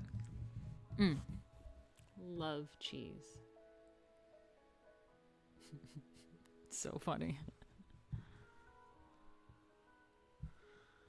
All right. Thank you, Josh. It's so funny that it says John, too. It's like always really similar to whatever names you guys have. Giorgione. Describing Venetian art as poetic is particularly appropriate given the development of poesia, or painting meant to operate in a manner similar to poetry. Oh, I love that.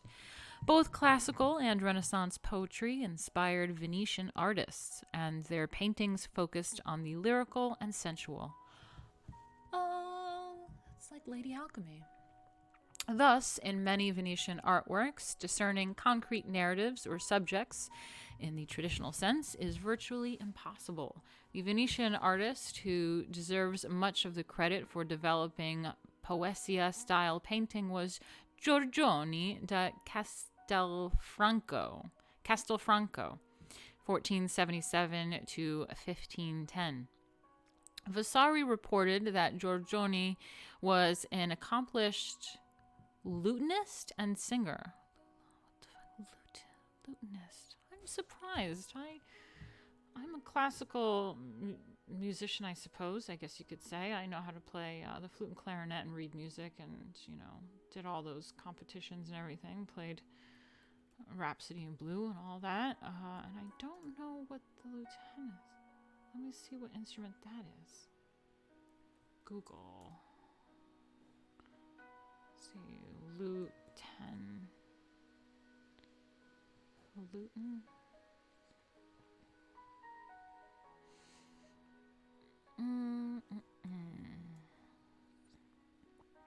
A lute player. Oh, someone. Lutenist. Someone plays the lute. Oh, okay. I guess that makes sense. Never heard of that. A lutenist. What the fuck? A lute. What a strange instrument. I guess, is that like before guitars were a thing? I guess a lute, right? Yeah, definitely didn't have a lutenist in our band, so that's why I don't know what that shit is too much. A lutenist.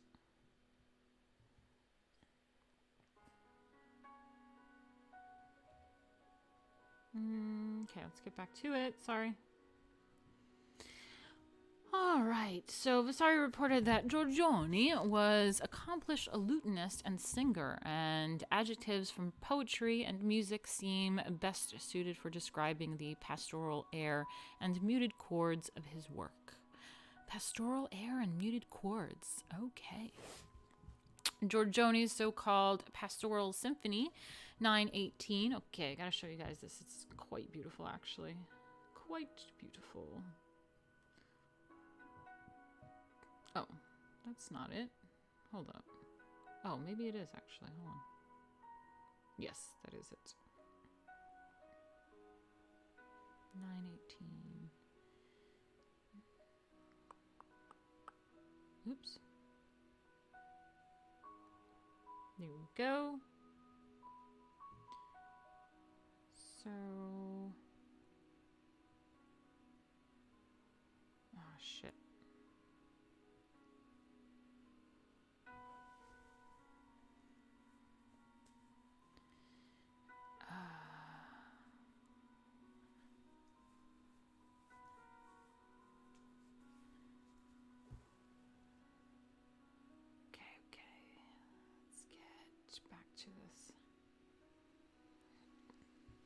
Giorgione da Castelfranco, Pastoral Symphony, circa 1508 to 1510, oil on canvas. It's 3 feet 7¼ inches by 4 feet and 6¼ inches, and it's at the Louvre in Paris. Venetian art is often described as poetic. In this painting, Giorgione so eloquently evoked the pastoral mood that the uncertainty about the picture's meaning is not distressing.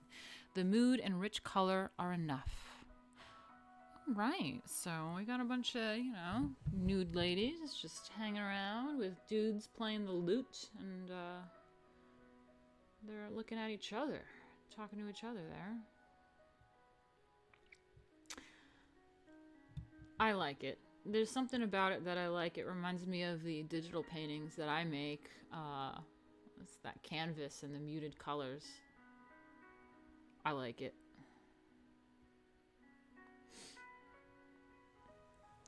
Okay.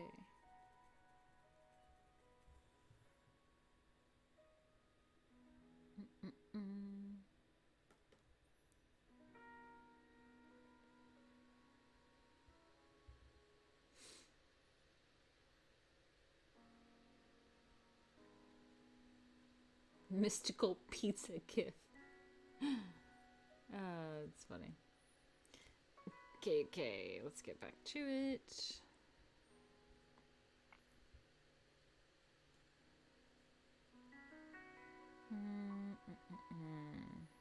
Where is it?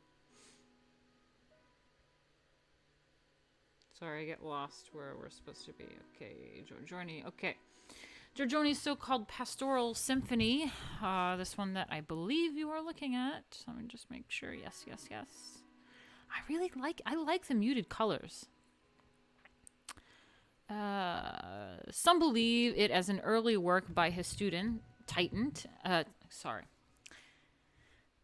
Giorgione's so-called Pastoral Symphony. Some believe it an early work by his student, Titian.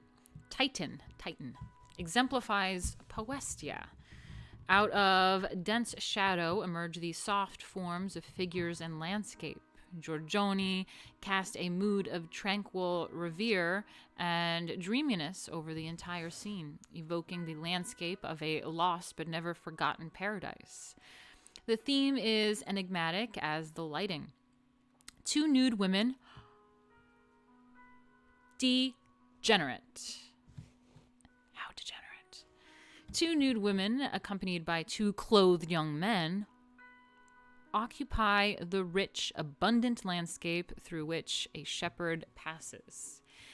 In the distance, a villa crowns a hill. I love that. The artist so eloquently evoked the pastoral mood that the viewer does not find the uncertainty about the picture's precise meaning distressing. The mood is enough. The shepherd symbolizes the poet. The pipes and the lute symbolize his poetry.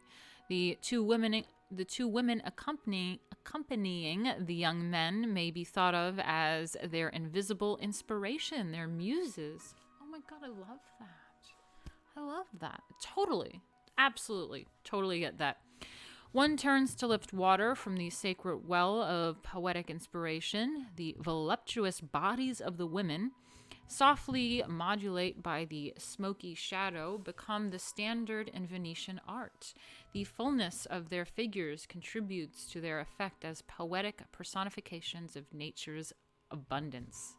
That's totally what Lady Alchemy is about,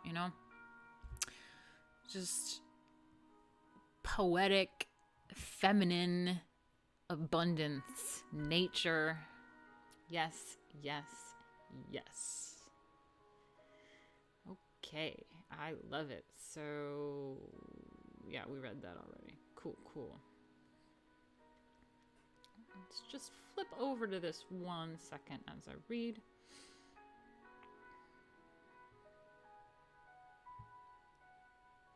Hey, Optimus, nice to see you. How come I'm not streaming on YouTube? I got a false copyright strike on it, so I'm just going to be doing DLive for a bit. Yep. So Josh Randall Disavow says, nude women and fully dressed men must be conveying a message. Ah. Yes. Okay. Get back to it. So now we have Titan. Giorgione's pastoralism passed to Tiziano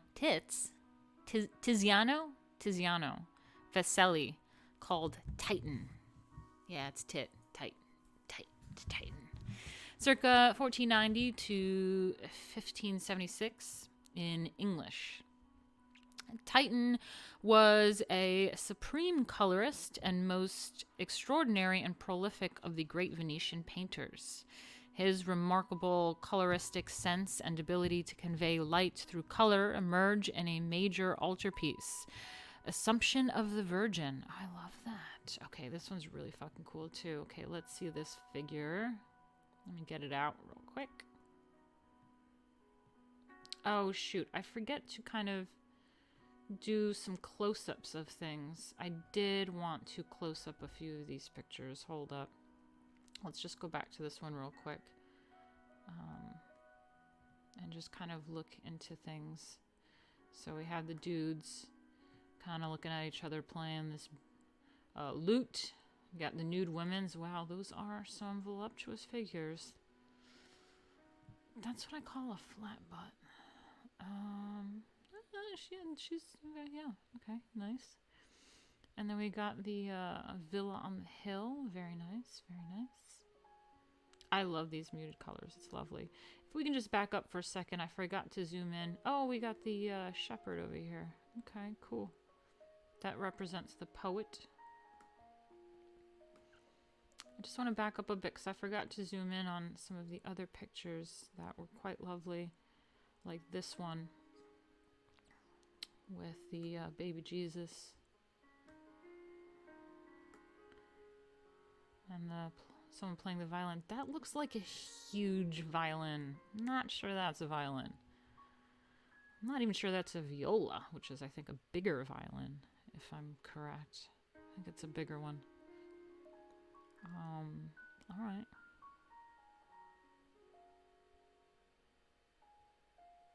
Cool. I love it. Let's move on to the next one, shall we? Yeah, we zoomed in on that one. Okay, cool. All right, this guy. I'm just going to zoom in now. I mean, look at how cool that is. Yes. It's my fucking shirt. It reminds me of one of my self-portraits that I did. I love it. I love it. Look at the golden clouds. That's really lovely. And all the cherubs. Oh, I love this one. He's holding the cloud up. So cute. Oh, and all the men down here. Interesting. Okay, let's read about it.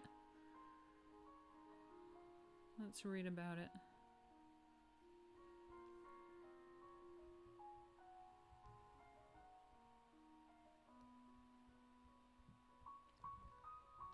I love the temple dome art. Yeah, yeah.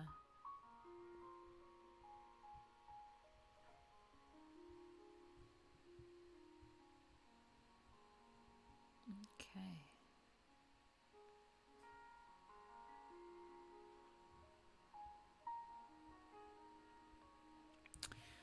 So where are we? We're the Assumption of the Virgin. Love it. Painted in oil. Palma il Giovanni on Titan. Okay. For the main altar of Santa Maria Gloriosa dei Frari in Venice. Sorry. The monumental altarpiece, nearly 23 feet high, depicts the glorious ascent of the Virgin's body to heaven on a great cloud borne aloft by putty. Putty? Above, golden clouds so luminous they seem to glow and radiate light into the church interior. I could see how that happens. Yes. Yeah, cool. Let me read that again. Above golden clouds. Those clouds are awesome. Let me just zoom in on the clouds for you guys while I read about it. These fucking golden clouds, man. Look at that. And think about how big that is. So this thing is 23 feet high, so that when it's kind of on a wall and illuminated by the natural light of the sun and stuff, it naturally pops and makes it lighter, which is why, you know, it's kind of like coloring a wall where you want lighter colors, or why people tend to do white or eggshell or what have you, because it makes a room look bigger and stuff. So if you could imagine like the golden giantness of this, and how that reflects on the light, just makes everything kind of look golden coming from that. Really fucking cool. So yeah, this massive ultra-police, nearly 23 feet high, depicts the glorious ascent of the Virgin's body to heaven on a great cloud borne aloft by putty. Above, golden clouds so luminous they seem to glow and radiate light into the church interior, envelop the Virgin. God, the Father, appear above, awaiting Mary with open arms. Cool. There he is, yeah. Oh, it's God with his beard and everything. Below, apostles gesticulate wildly as they witness this momentous event. Yeah, I think that's what these guys were down here. They gesticulate wildly. Oh, look at them. Look at them. Yeah, so below, apostles gesticulate wildly as they witness this momentous event. Through vibrant color, Titan infused the image with a drama and intensity that assured his lofty reputation then and now. Most certainly. Most certainly. It's pretty cool. Pretty fucking cool. Okay. Okay, so now we are at here.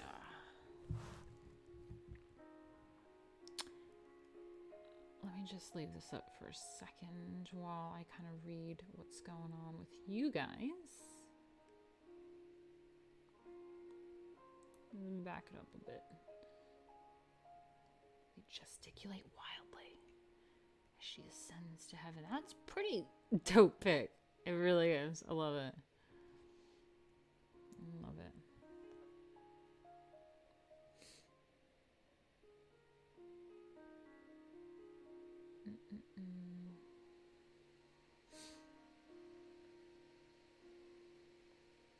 Oh no, did I lose you guys for a second? We okay?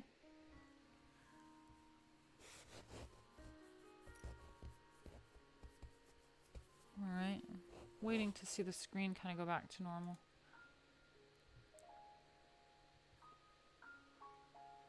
Oh, okay, we're back, sorry. I think it was just on my end. Okay.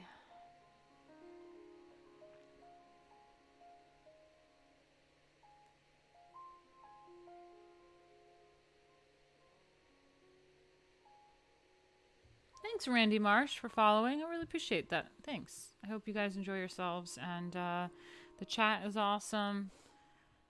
And we tend to do these art streams. I gotta really fucking hurry up. I didn't get to Mannerism yet. And we're already over 2 hours, so... Shit. Let's hurry the fuck up.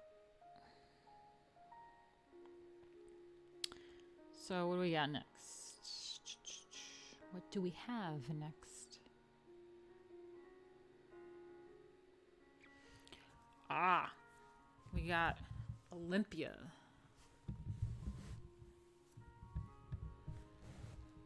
You know what? I always think it's Manet's Olympia. And I'm like, no, that's not right, because Manet is the father of Impressionism, and that's totally a different time period. But I always forget that Manet's Olympia is, like, modeled after this original Olympia. Holy shit. Because Manet's Olympia has, like, the black lady in the background bringing, like, her flowers. She's, like, a prostitute or something. And this is the original Olympia. Holy shit, that has a different background. Oh my god, I always forget that. I always think it's mayonnaise Olympia. Crazy. Yeah, interesting. Wow, kind of blew my mind for a second.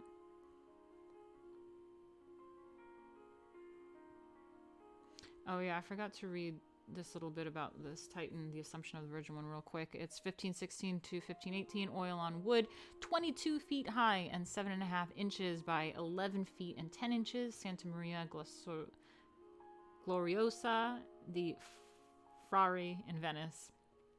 Titan won renown for his ability to convey light through color. In his dramatic depiction of the Virgin Mary's ascent into heaven, the golden clouds seem to glow and radiate light into the church. Love it, love it, love it. Okay, so let's get this. This is a page. Sometimes they have these like little additional extra pages going on, and this is Palma el Giovane on Titan. And this is Titan's Venus of Urbino. I guess it's not Olympia, it's Venus. Same thing, right? I don't know. But this is mayonnaise Olympia with the black lady bringing in her fucking flowers. I think she's like a courtesan or something.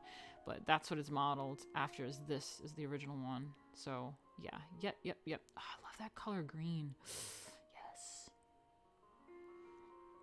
But yeah, sometimes they have these extra little pages. This is Artists on Art. Really interesting. Love it.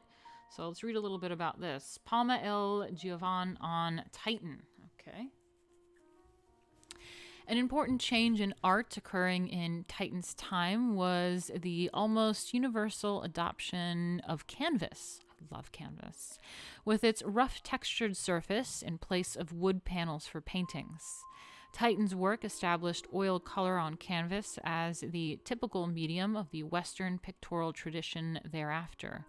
One of Titan's students and collaborators was Jacopo Negretti, known as Palma el Giovane, circa 1548 to 1628, or Palma the Younger. He wrote a valuable account of his teacher's working methods and described how he used the new medium to great advantage. All right, let's read about it. Let's hear. Titan employed a great mass of colors which served ... as a base for the compositions. I, too, have seen some of these, formed with bold strokes made with brushes laden with colors, sometimes of a pure red earth, which he used, so to speak, for a middle tone, and at other times of white lead, and at other times of white lead, and with the same brush tinted with red. Black and yellow he formed a highlight, and observing these principles, he made the promise of an exceptional figure appear in 4 brush strokes. Having constructed these precious foundations, he used to turn his pictures to the wall and leave them there without looking at them, sometimes for several months. When he wanted to apply his brush again, he would examine them with the utmost rigor, to see if he could find any faults. In this way, working on the figures and revisiting them, he brought them to the most perfect symmetry that the beauty of art and nature can reveal. Thus, he gradually covered those quintessential forms with living flesh, bringing them by many stages to a state in which they lacked only the breath of life. He never painted a figure at all at once, and in the last stages he painted more with his fingers than his brushes. Oh my god, I love that. It's kind of like what I do with my makeup. So that's really fascinating, actually. And I don't know if Jay is in the chat or what kind of people are in the chat right now. But Jay, if you're there, I think that's a really fascinating thing to think about, which is working on something and then putting it away and not looking at it at all, and then coming back to it at another time. In fact, I do that with my photography a lot of times, actually. Sometimes you get really excited about your work when in the moment, and you want to kind of edit and get things done and find the right image and kind of work on it.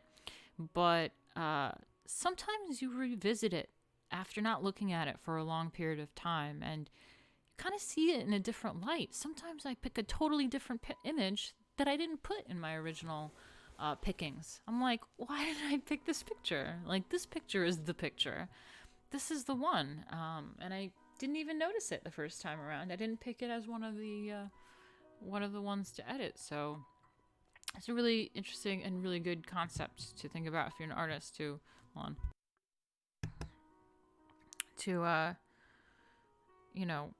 put it away and don't even look at it and then come back to it at another time. Awesome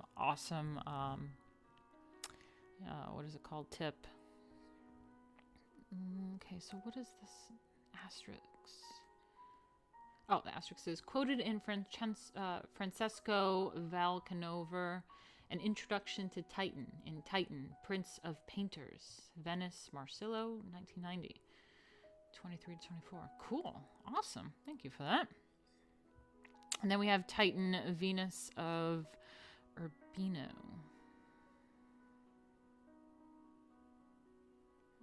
Hold up. Okay, let's bring the image up for you guys.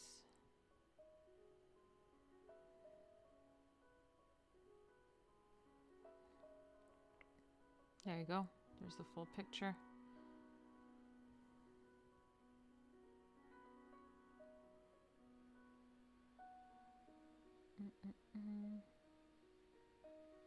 Thanks, Randy Marsh. I really appreciate it. It is chilling here. What's the kid doing in the background? LOL. The Venus of Urbine. Hi, and happy Valentine's Day. Hi, thank you. Welcome.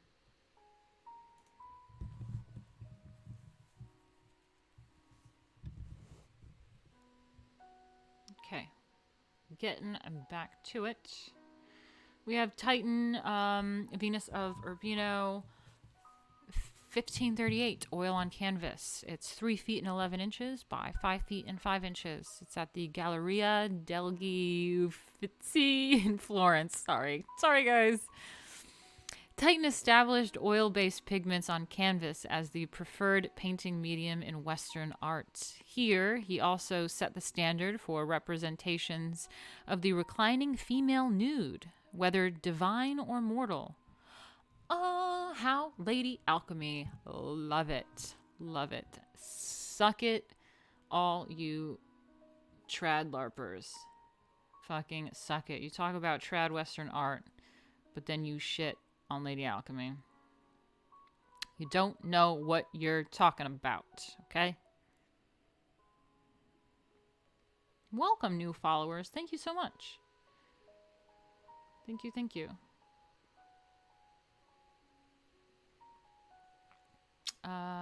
Let's get back to it.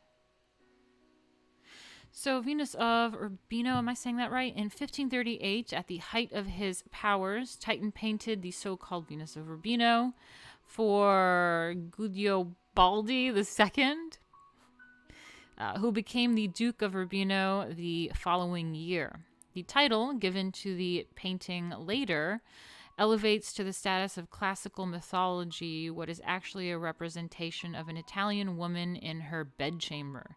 Indeed, no evidence suggests that Guidobaldo intended the commission as anything more than a female nude for his private enjoyment.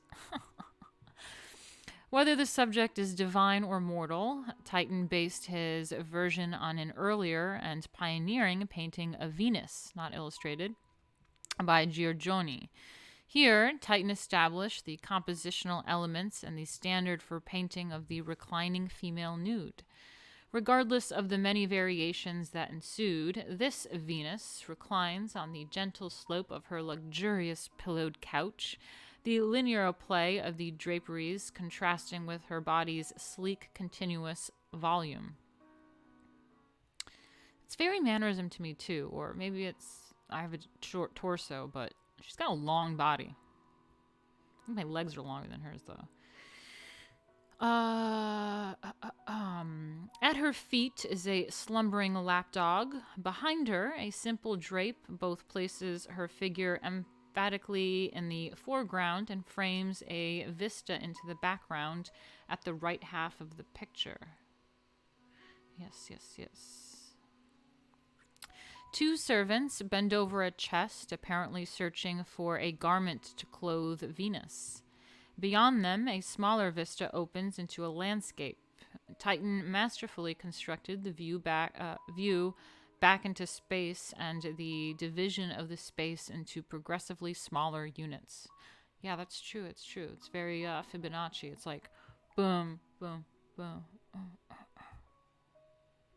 Cool. They're hunting for her clothes.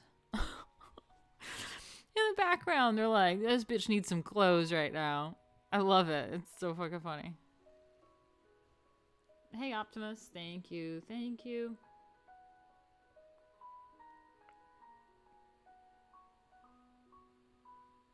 Thanks for subscribing, guys. As in other Venetian paintings, color plays a prominent role in Venus of Urbino. The red tones of the matron's skirt and the muted reds of the tapestries against the neutral whites of the matron's sleeves and at the kneeling girl's gown echo the deep Venetian reds set off against the pale neutral whites of the linen and the warm ivory gold of the flesh.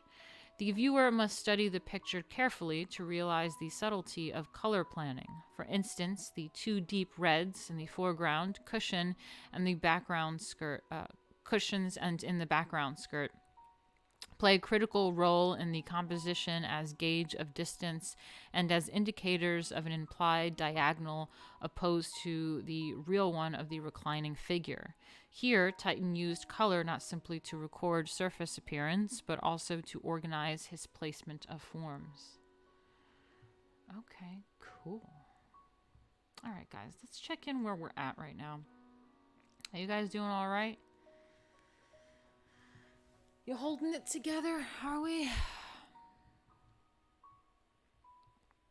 Because what we have here is now the last section that we have going on, which is Mannerism. And let me see how long it is. Love it. This is where I got my picture for the thumbnail, which I think is really beautiful that I made. It has a little bit of my photography and modeling in it, self-portrait, and I mixed it with this. I feel like it has a similar vibe. Love it. Okay. Oh, shit. Definitely. All right. Let's do it. Shall we? We got a little bit more to go, but let's just finish this off with some mannerism. If you guys are down for it. Unless I should just do a whole separate stream for mannerism and do it kind of short. Oh, my eye is kind of killing me.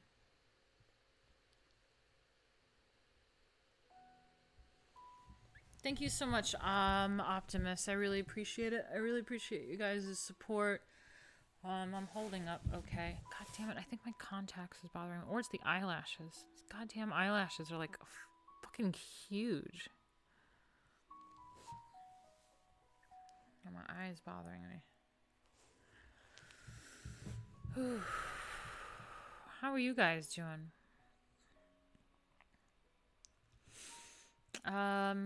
Yeah, I don't know. I think I might just go through.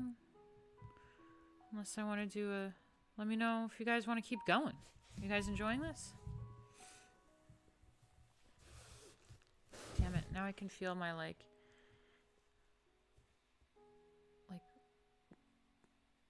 eye water, I guess. I guess tears, but I'm not like I'm crying, but on my eyelashes. My watery eye. Gotta brush my hair out. What a good mess. Jay, I'm brushing my hair, see?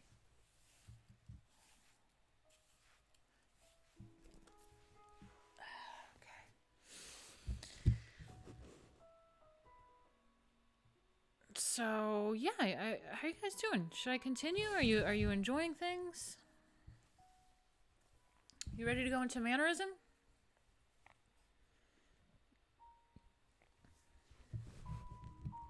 Yes, keep going, please. Okay, Randy Mars. Thank you. Thank you. By the way, if you guys are enjoying yourselves and you have a few bucks to contribute, it really helps me a lot if you go to streamlabs.com/Martina Markota TV, and it helps contribute to my goal down here. So Thank you, guys. Thank you. And we'll keep going. Maybe I'll just have a little sip of seltzer water. Hold on.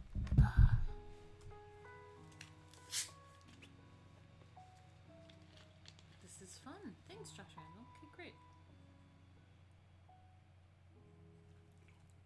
Yeah, I mean, I think it's really important to not just talk about the culture war, not just talk about culture. Everyone wants to say the word culture all the time, but they don't have a real appreciation of the deeper things about it and actually get into the nitty gritty. You know, you can talk about art all day long, like, oh, art this, art that, art, and like, you know, tweet about it, but let's get into it, you know, and I don't want to just sit there and bitch about culture all day long. I want to understand it, and I think that's what's important for us to do. If you're a conservative or a right-winger, I think it's important to be educated and understand culture and art and get into the details, like self-educate, man. I mean, that's what I was all about when I was young. It was just trying to absorb and learn as much as possible. I think we need more intellectualism. Can I sound stupid as I try to talk about being intellectual? I mean, I'm not saying I'm an intellectual, but I'm more of a math person, really, into art. But I'm not saying that I'm necessarily that example, but I think that should be what we look towards and push towards, is being more intellectual. I feel like a lot of us on the right have been really into the trolly thing, because okay, Trump was a bit of a troll, it's funny, ha ha ha, but I think that it's important to just maybe get into the finer things. I was always a fan of like Roger Scruton and stuff like that, Thomas Sowell, all that stuff. So Carl Jung, you know, obviously like alchemy, all that stuff. If you're into alchemy and right-wing politics and art at the same time, that trifecta is really awesome with, oh my god, now I forget his name. What's his name? What's the fucking, Revolt Against the Modern World guy? What's his name? Ride the Tiger. What's his name? Evola. Yeah, Evola, like things like that. Whatever. I mean, you could say these things, you can quote them, you can go, oh, Revolt Against Modern World all day long, but like, you know, read the stuff, you know, go in and try to understand the concepts. Let's start talking at a higher wavelength. Let's start interacting on a higher wavelength, not just like spouting out slogans and then being trolls all day long. Let's you know, oh god, okay, I think there's a lot more conservative intellectuals than we realize. They have to keep quiet. No, that's true. Just think the general people too, just the idea of being this like trolly, you know, asshole. Like, I get it. Trump is like fucking funny and a bit of a troll, but like, you're not Trump, okay? Like, you're not funny. And you're just kind of low grade. Not you guys. I just mean the asshole trolls, that's all. Okay. Exactly, Robert Romano. Thank you. It's one thing to dislike current culture and another to provide an alternative or to look towards the past. Yeah, I agree. It's one thing to bitch and complain about it all day long, but, you know. Jay is back in here. I don't know if you left at all, but he says, a lot of my knowledge of art is from my own research. Yeah, exactly. Just do your own research, guys. You don't have to get into the institutional education stuff, but just learn, consume, read fucking books. Just do it, learn. And Jay, I don't know if you missed it, but there was an excerpt from a book that had detailed of how I think Titan works, or Titan on some other artist, how he works. I think his I don't know, not boss, what is it called? His guy. But he said something about how he does his work and paints paints a figure, and then he faces the painting towards the wall and doesn't look at it for a period of time, and then he'll come back to it later. And you can rewind a little bit, but I thought that was a really interesting point. I had you in mind, which is a really good idea. I do that with my photography and stuff like that, where you kind of get excited and you work on something, but put it away and don't even look at it. And then when you come back to it in a little bit, you kind of see it in a new way, in a new light, and it's just different. So cool. Let's get going. Let's finish up this mannerism and wrap it up. But like I said, guys, if you want to contribute, there's streamlabs.com/Martina Markota TV, and you'll help reach my goal. And if you're watching this on YouTube, I am in the chat. This is a replay. Do not worry. Your donations are accounted for, and they will be in this donation goal for the next stream. And I'll read your Streamlabs in the next stream and possibly direct an answer to your super chat or read your super chat in the stream chat if you're watching. Okay. So Mannerism. Mannerism emerged in the 1520s. Wow, we're in the 2020s. In the 1520s in Italy as a distinctive artistic style in reaction to the high Renaissance style of Florence, Rome, and Venice. Sorry, I had seltzer water, so I kind of had to burp, but I don't make noise when I burp, but I don't like the air coming out. The term derives from the Italian word maniera, style or manner. Art historians usually define style as a characteristic or representative mode, especially of an artist or a period. See introduction. But the term can also refer to an absolute quality of fashion. Someone has style. That's true. Okay. Mannerism's style or representative mode is characterized by style, being stylish, cultured, elegant. Style. Let's bring that word back to you guys, okay? Let's just say style, okay? Style. Being stylish, cultured, and elegant. Style. I love that. Cool. So Mannerism's style is characterized by being style. By style. I love it. Among the features most closely associated with Mannerism is artifice. Of course, all art involves artifice in the sense that art is not natural. It is a representation of a scene or idea. Many artists, including high Renaissance painters such as Leonardo and Raphael, chose to conceal that artifice by using devices such as perspective and shading to make their art look natural. In contrast, Mannerism style artists continuously revealed the constructed nature of their art. In other words, Renaissance artists generally strove to create art that appeared natural, whereas Mannerist artists were less inclined to disguise the contrived nature of art production. This is why artifice is a central feature of discussion about Mannerism and why Mannerist work can seem appropriately mannered. The conscious display of artifice in Mannerism often reveals itself in imbalanced compositions and unusual complexities, both visual and conceptual. Ambiguous spaces, departures from expected conventions, and unique presentations of traditional themes also surface frequently in Mannerist art. Okay. Interesting.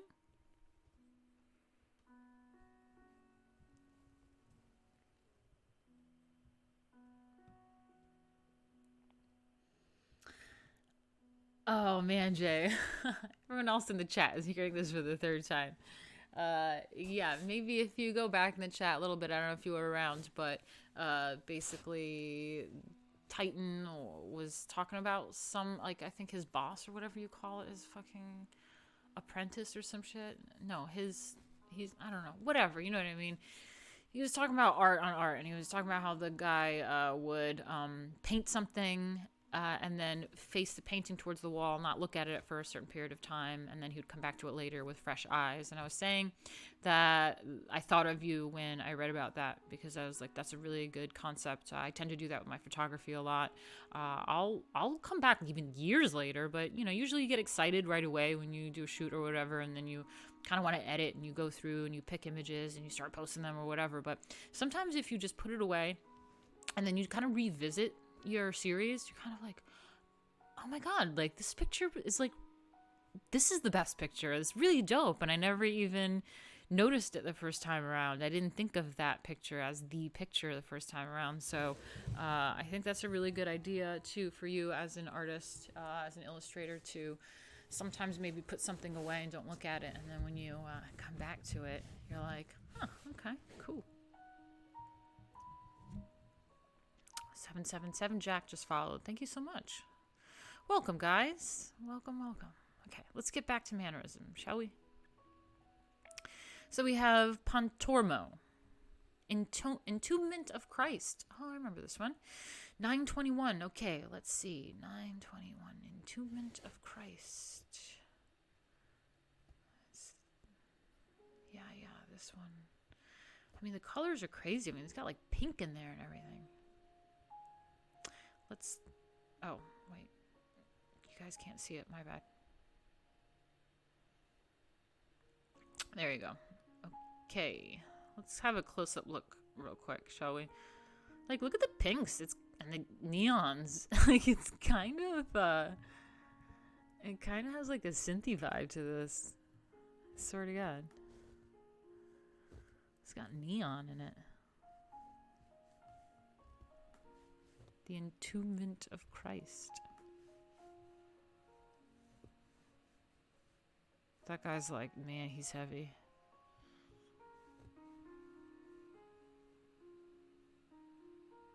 Yeah, they look pretty distraught. Okay, let's read about it.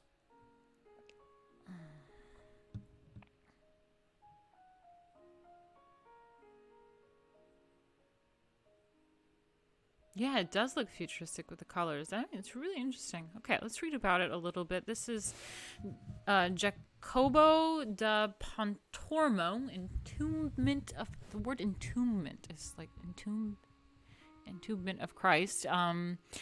Caponi Chapel, Santa Felicia, Flores, Italy, 1525 to 1528. It is oil on wood. It is 10 feet tall and 3 inches by 6 feet 4 inches. That's insane. Do I have the... Yeah, you can see here I put how tall it is. So, like, 1 foot is, like, barely...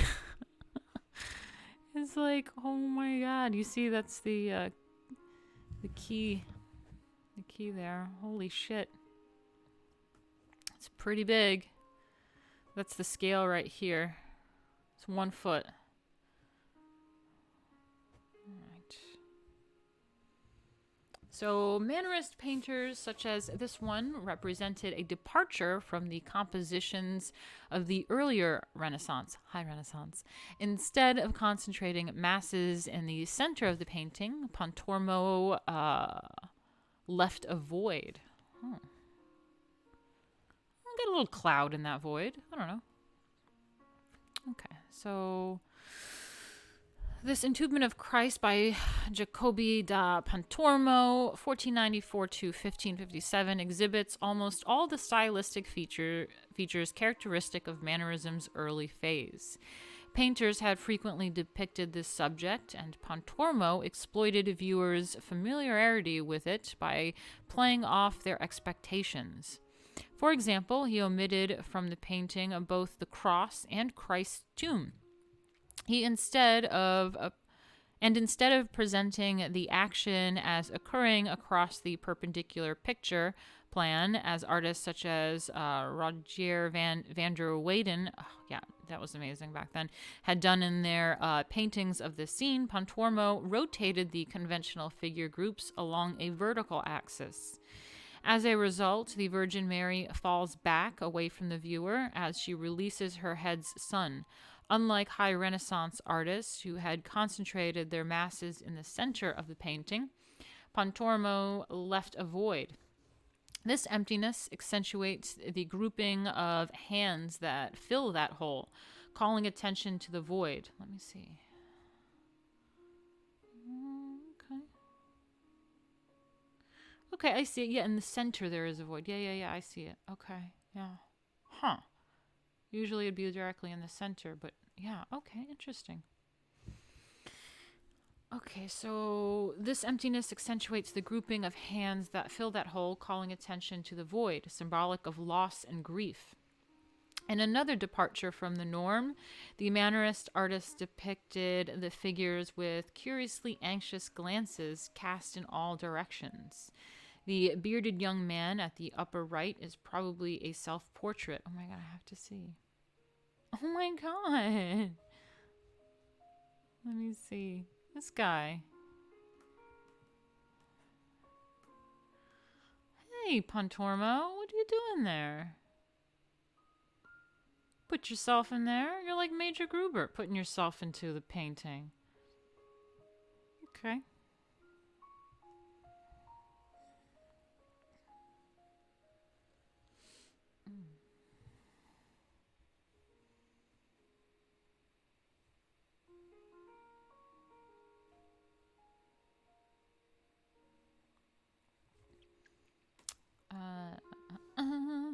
Athletic bending and distorted twisting also characterize many of the figures, which have elasticity, elongated limbs, and uniformly small and oval heads. Oh yeah, that's what Mannerism is too. Yeah, the small oval heads and like the long bodies all twisting and yeah. That's what I think of as Mannerism.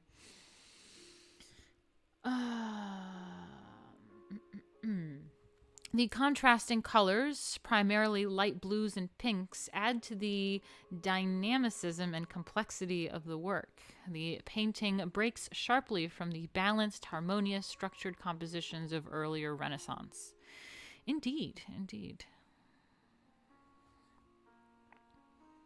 Okay, let's bring you guys back here for a second.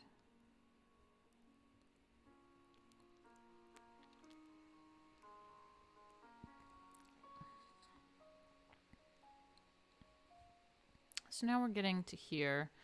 Love it. We have Parmigiano? Parmigianino. Girolamo Francesco Maria Mazzola, known as I'm sorry, I have to look up how to say his name.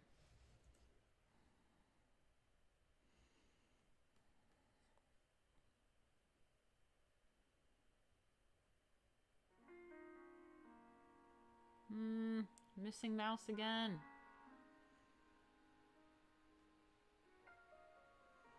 Why is my mouse being weird? It goes like invisible. What the fuck is wrong with my mouse? I just want to see how to pronounce it. Why are you doing this, mouse? Do you know why my mouse goes invisible sometimes? What is it? Oh, but it's invisible on screen. Yeah, just see what happens.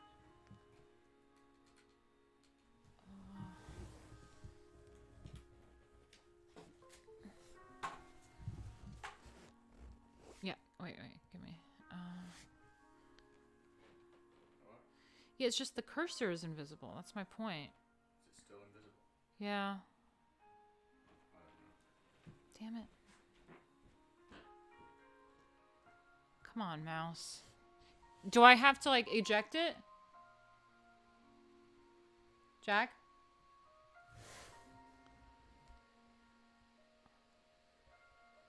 Oh no, I'm stuck with an invisible mouse. I don't know what to do.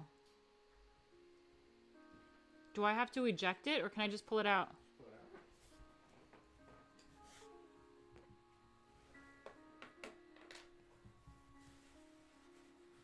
Why does this happen?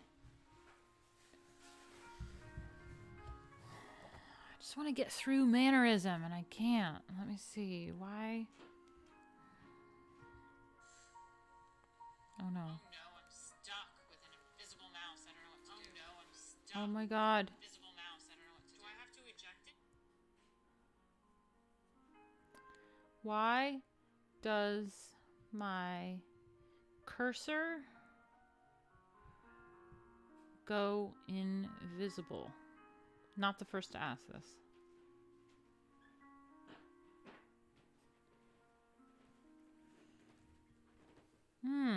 When your mouse cursor goes invisible, just scroll blindly to below your screen dock, usually at the bottom of the screen. Alternatively, move your cursor all the way up to the bar menu. Is it back? Thank you. Control-Alt-Delete and then press cancel. Is that what someone said, or you looked it up? No, I just thought of that. Sometimes it does that. Right. Oh, fucking hell, man.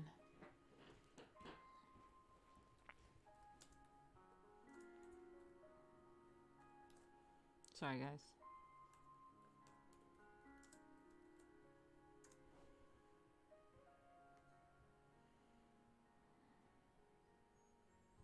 PronounceNames.com.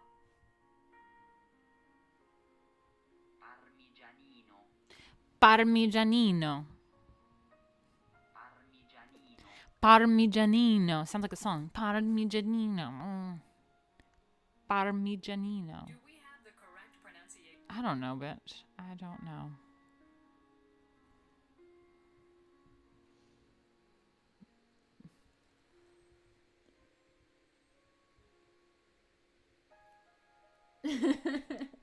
Jay's laughing at me. What is it, Martina holding a USB plug? 2021.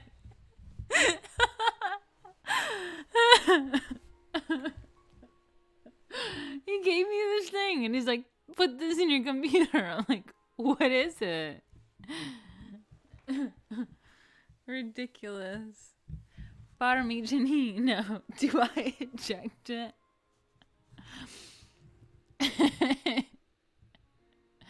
You shut the fuck up, guys. Oh my god, I'm dying.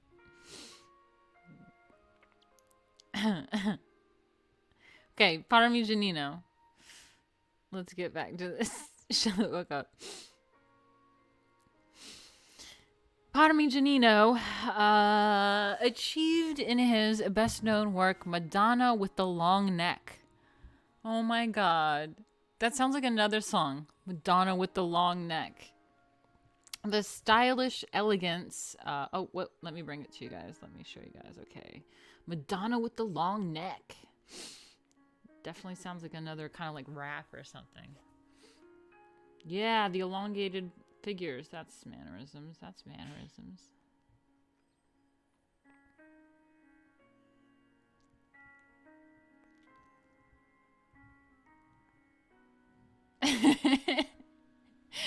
Do I eject it? You only eject flash drives, Martina. Since it has data on. I can't stop laughing. Yeah, a USB for a mouse doesn't have data on it. Martina, I've known you long enough to give you shit, so I will not shut up. Okay, listen. I don't know. I don't want to be responsible for fucking up his mouse. Next thing I know, I like broke it because I didn't eject it. Like, I don't know. I did that to my brother one time, my little brother. And he was like, I don't know, I had some fucking paper. I don't know if it was university or high school, but he had some shit on a hard drive on a computer. And I just ripped that shit out. And I was like, oops, sorry. I can't. Okay, Madonna with the Long Neck here. Let's zoom in a little bit on this. Because I love... Shut up, Jay. There's a tower in the background. Oh.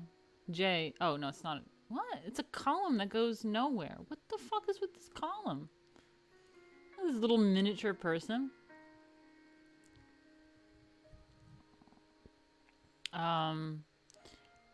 Ooh, I love that leg. That's a sexy leg right there.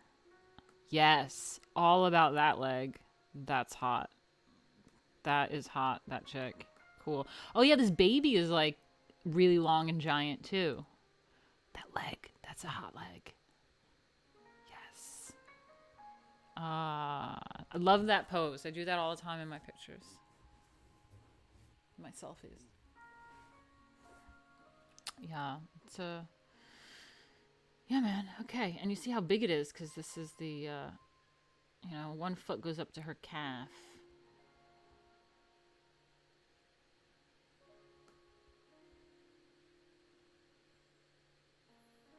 I hear a weird noise. What is this noise? It's like a squeaking. Did I corrupt something? I feel like I corrupted something, guys.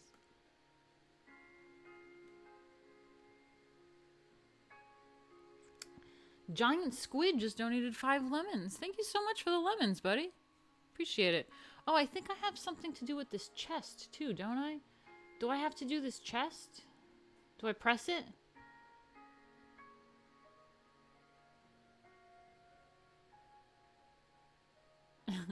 Shut up. Okay, I'm pressing the chest. Do we do this chest business? I'm doing it. Distribute rewards.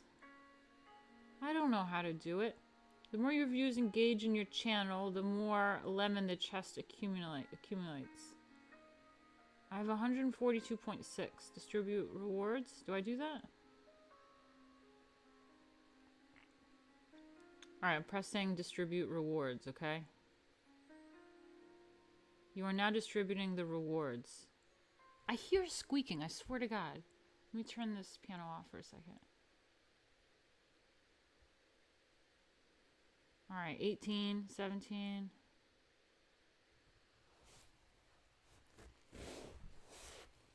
Ten seconds. It's coming. It's coming.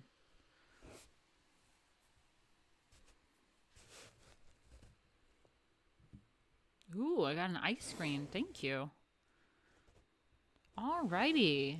So we have Stephen Who got 71.1. Randy Marsh got 41.3. And Matt the Cat. Oh, someone just sitting around watching. I don't know who they are. Got 30.1. Yes, Stevens. Yes. I have no idea what this means, guys. I have no idea what's going on. I don't know what those things are. I have no idea. But okay, let's get back to Mannerism, shall we? Madonna with the long neck. That's a rap song. Okay.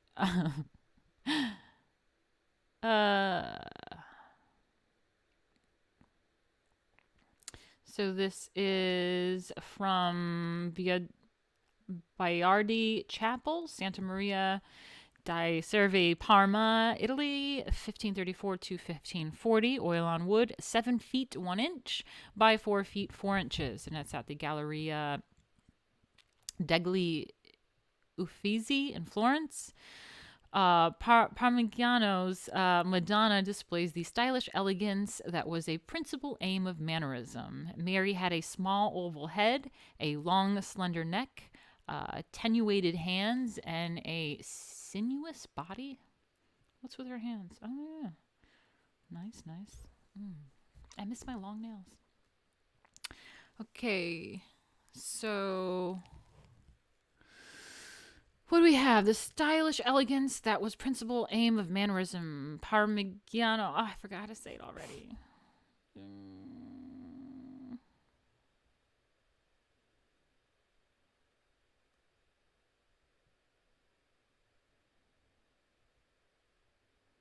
Giorgione. Oh no, wrong one.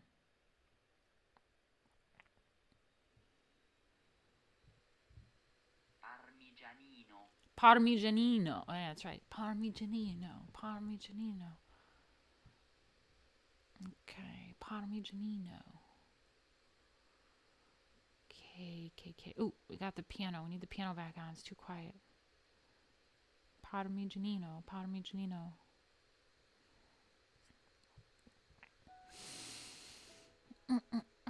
Parmigianino's rendition of this traditionally sedate subject is a picture of exquisite grace and precious sweetness. The Madonna's small oval head, her long and slender neck, the attenuation and delicacy of her hands, and the sinuous swaying elongation of her frame, all are marks of the aristocratic, sumptuously courtly taste of a later phase of Mannerism. Parmigianino amplified this elegance by expanding the Madonna's form as viewed from head to toe. On the left stands a bevy of angelic creatures. A bevy of angelic creatures. I fucking love that. She was a bevy with that leg. Melting with emotions as soft and smooth as their limbs. On the right, the artist included a line of columns without capitals, the thing at the top. That's why I was like, what? It looks like a tower. And you know what kind of tower I'm talking about, Jay. And an enigmatic figure with a scroll whose distance from the foreground is immeasurable and ambiguous. That's what I noted. The antithesis of rational Renaissance perspective. Although the elegance and sophisticated beauty of the painting are due in large part to the Madonna's attenuated limbs, that exaggeration is not solely decorative in purpose. Madonna with the long neck takes its subject from a metaphor in medieval hymns that compared the Virgin's neck to a great ivory tower or column. Thus, the work contains religious meaning in addition to the power derived from its beauty alone. Love that. I'm all about that. That's what I'm all about with Lady Alchemy as well. You know what I mean? Like, beauty in aesthetics, but deeper meaning as well.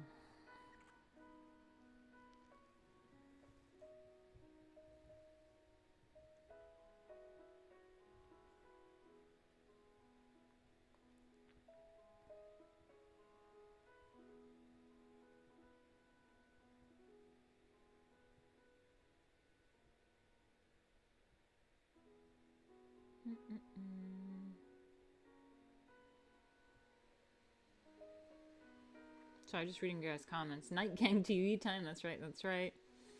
Okay, cool.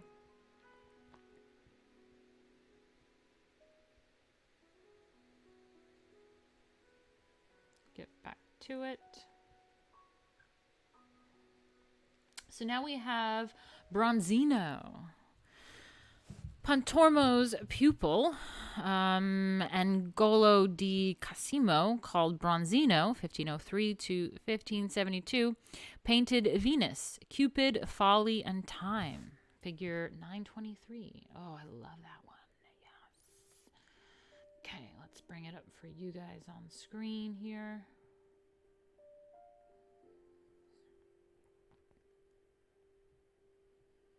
There you go. And this is the subject of my thumbnail.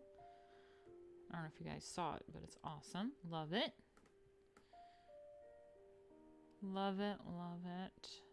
Look at this guy. He is not happy. Little titty action. I can't really figure out what's happening here. I don't know what's happening there, but that's Bronzini. Okay, let's read about it. Bronzini, Venus, Cupid, Folly, and Time, circa 1546. It's oil on wood. It's 5 feet 1 inch by 4 feet and 8 1/4 inches. It's at the National Gallery in London. Oh, I'd love to see that sometime. In this painting of Cupid fondling his mother Venus, Bronzino demonstrated an appreciation for learned allegories with lascivious undertones. As in many Mannerist paintings, the meaning is ambiguous. Whoa, just notice this. Let me show you guys. Look at this creepy shit going on in here. Look at that. Look at that. I see like a tail. There's like a creature in there somewhere. Crazy. Oops. Oh, she's got like a golden apple. think, or the golden ball, which I know a story about, like something about a golden ball, and it's like that innocence that a child has, the childlike innocence. Something about like losing that. I don't know. There's some story about this golden ball. Okay, so Bronzino. Pontormo's pupil. Oh, I read that. Okay, so Bronzino painted Venus, Cupid, Folly, and Time for Cosimo I di Medici. Medici, the first Grand Duke of Tuscany, as a gift for King Francis I of France. In this painting, Bronzino demonstrated the Mannerist fondness for learned allegories that often had lascivious undertones, a shift from the simple and monumental statements and forms of the High Renaissance. I always do High Renaissance. Bronzino depicted Cupid fondling his mother Venus, while Folly prepares to shower them with rose petals. Time, who appears in the upper right corner, draws back the curtain to reveal the playful incest. Oh, I don't like this one anymore. Yeah, I don't like that one anymore. And yeah. Other figures in the painting represent other human qualities and emotions, including envy. The masks, a favorite device of the Mannerist, symbolize deceit. The picture seems to suggest that love, accompanied by envy and plagued by inconstancy, is foolish, and that lovers will discover its folly in time.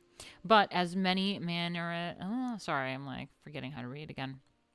But as in many Mannerist paintings, the meaning is ambiguous, and interpretations of the painting vary. Compositionally, Bronzino placed the figures around the front plane, and they almost entirely block the space. That's true. That's an interesting composition. The contours are strong and sculptural, the surfaces of enamel smoothness. The heads, hands, and feet are especially elegant. The Mannerists considered the extremities the carriers of grace, and Bronzino's polished depiction of them was evidence of his skill. Yeah, I mean, what I liked about it is the way it's painted. I love the really pale white skin. I love, the smoothness of it, and just all that's going on in it. I mean, that tortured guy in the background, I just love the way that it looks. Yeah. Okay. Let me bring you guys to where I'm at.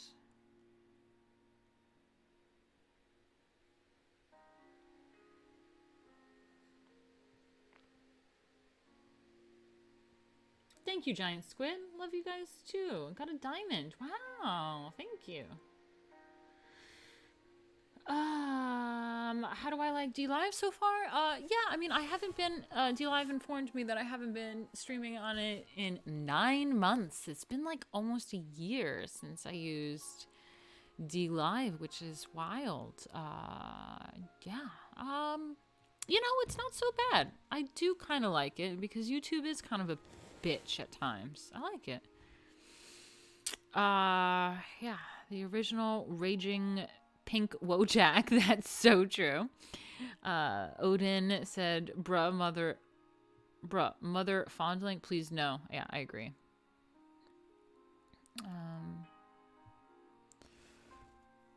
European in the Renaissance do be freaky though. Jay's like, okay, that's some white people shit. I'm out. Yeah. Weird. All right. Let's take it to Tintoretto. Jacobo Robusti, how robust, known as Tintoretto, 1518 to 1594, claimed to be a student of Titian and aspired to combine Titian's color with Michelangelo's drawing, but he also adopted many Mannerist pictorial devices, which he employed to produce works imbued with dramatic power, depth of spiritual vision, and glowing Venetian color schemes. Toward the end of Tintoretto's life, his art became spiritual, even visionary, as solid forms melted away into swirling clouds of dark shot through with fitful light. So then we have the Last Supper. Let's get to that one. Wait, did I miss something? Oh no, I think I missed something. Oh shit, I totally skipped. Fuck. My bad. I totally skipped something. We have Sofonisba Anguissola. Men far outnumbered women as artists during the Renaissance, as they had since ancient times. In the 16th century, the rarity of female artists reflects the obstacles they faced. In particular, training practices mandating residence masters. I remember my high school art history teacher said something about how back then, they kind of discouraged it, obviously, women from being artists. And one of the things they did was that they would require you to like draw male genitalia or something as part of like a portfolio into like entry of like school or some shit. And obviously like you couldn't do that as a woman because like if you're not married, you're not like, you can't be drawing some dude's dick. Like no dick pics from chicks, man. Like you're not allowed to see other men's dicks. Not allowed. No dick pics. Anyway, so let's see what they say. In particular, training practices mandating residence at masters' houses precluded women from acquiring the necessary experience. In addition, social proscriptions, such as those preventing women from drawing from nude models. Yeah, I think that's the point. Yeah, nude. I think maybe just nude models. I don't know where I got the dick pics from. I don't know why it would be particularly genitals, but like, yeah. I mean. Anyway. In addition to the social shit, they're preventing women from drawing nude models, further hampered an aspiring female artist advancement through the accepted avenues of artistic training. Yeah, man, I knew that, dude. I can't really remember that from being a teenager. Still, there were determined women who surmounted these barriers and managed to develop not only considerable bodies of work, but inevitable reputations as well. Invaluable reputations as well. My bad. Learning to read here. Chief among them was Sofonisba Anguissola, 1527 to 1625, of Cremona, the first Italian woman to become an international art celebrity. Ooh. She introduced a new kind of group portrait of irresistible charm, characterized by an informal intimacy and subjects that are often moving, conversing, or engaging in activities, in contrast to the stiff, hyper-correctedness of most earlier portraits. In Portrait of the Artist's Sisters and Brothers, this figure up here, I love this because this is what reminds me of my portraits and stuff, and then I add the canvas filter to it, and it's so cool. I love that. Love it. Let me bring up the art in question for you guys.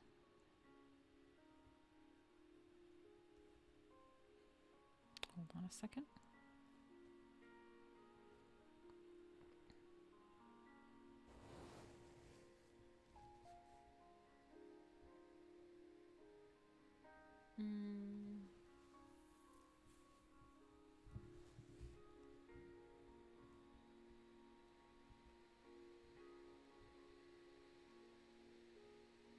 The highly cultured dick pic. True. Okay, hold on. My screen froze for a second. Hold on. Okay. Let's get back to it.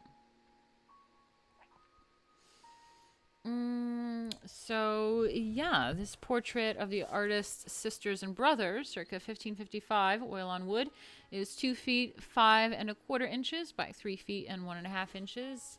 Methuen Collection, Corsham Court, Wiltshire. Is that in England or some shit? No, this is all supposed to be Italian. Wiltshire. That sounds British. Okay, so Anguillosa was the leading female artist of her time. Her contemporaries greatly admired her use of relaxed poses and expressions in intimate and informal group portraits, like this one of her own family. Oh, they tend to have those doggies a lot back then. Anyway, so this portrait, she placed her siblings against a neutral ground in an, I love that green, in an affectionate pose meant not for original display but for private showing. The sisters, wearing matching striped gowns, flank their brother, who caresses a lapdog. The older sister, at the left, summons the dignity required for the occasion, while the boy looks quizzically at the portraitess with an expression of naive curiosity. And the other girl diverts her attention towards something or someone to the painter's left. Anguissola's use of relaxed poses and expressions, her sympathetic personal presentation, and her graceful treatment of the forms won wide admiration, and she became the court painter of Philip II of Spain. Cool. Awesome. Congratulations, lady. I do like the portrait. I do. I like that kind of style for photography. Yeah. I mean, back then, this is what people don't understand, is that back then they didn't have photography. So the purpose of these realistic paintings and portraits like this was for that purpose of acting as like a photographer, a portrait painter. But once photography was developed, there wasn't a need for that. It was too time consuming, too expensive, and it's just unnecessary once you can just snap a picture. So that's when art kind of like Impressionism kind of began, and art started to get a little bit more abstract and weird and experimental. So that's the purpose of, I mean, that's the reason why things went that way with art. So it's not all necessarily leftism shit, as far as, you know, the Impressionism and the shift of realism was because photography was invented, and it just became unnecessary. Now people just do it for, you know, because the craft, because they want to, because they like to. Oh, thank you so much, Giant Squid. He says, support Martina on GoFundMe. Help Lady Alchemy. I agree. Please go to that link. Thank you. The link will be in the description. Thank you so much. That kid looks like a Renaissance version of Dewey from Malcolm in the Middle. Oh my god.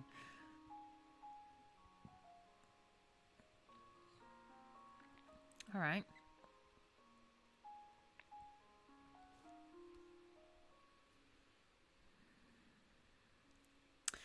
Yeah, so then we have the Tintoretto, 1518 to 1594, claimed to be a student of Titian, and he did a lot of imbued dramatic power, depth of spiritual vision, and glowing Venetian color schemes. Towards the end of his life, his art became really religious. So this is his Last Supper here. Even visionary, as solid forms melted away into swirling clouds of dark shot through with fitful light.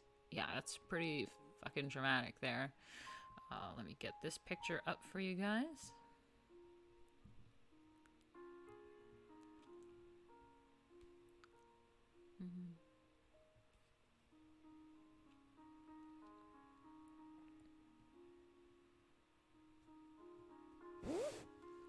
Let's zoom in a little, shall we? We got a lot going on. We got a women serving in the background. We got the flames and smoke of the lighting, the halo of Jesus breaking the bread, and the halos on the other apostles. We got some woman washing dishes there. Ooh, we got a little feast going on this side. I got some spirits. Spirits. They're not, not smoke. They're spirits. Okay. So let's read a little bit about this. It's huge. Look at how big it is. Colossal, as they say.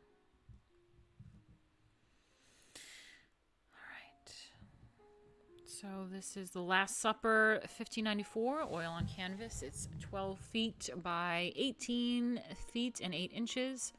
San Giorgio Maggiore, Venice.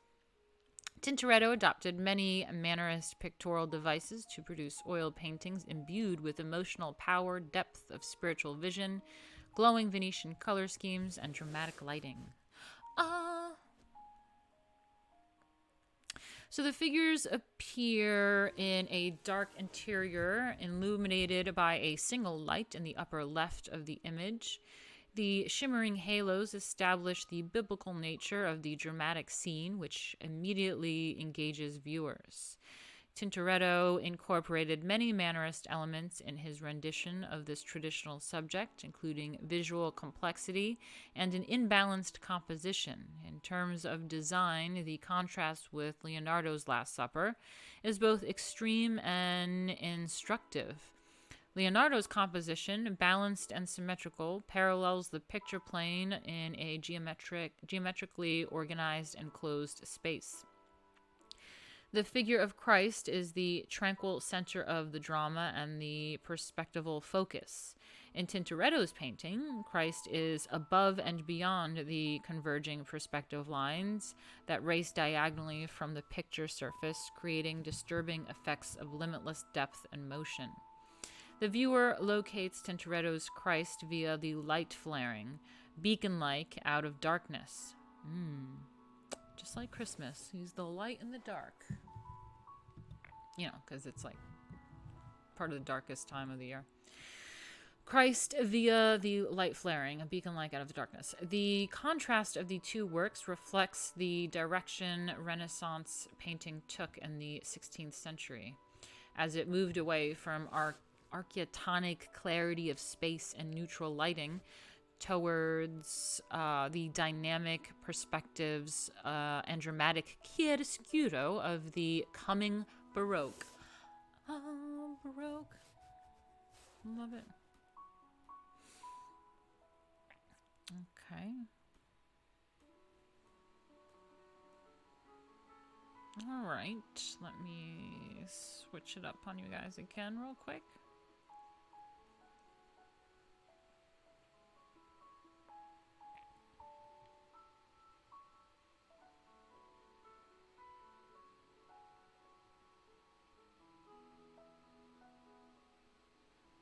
Blacker than black clouds. That's right.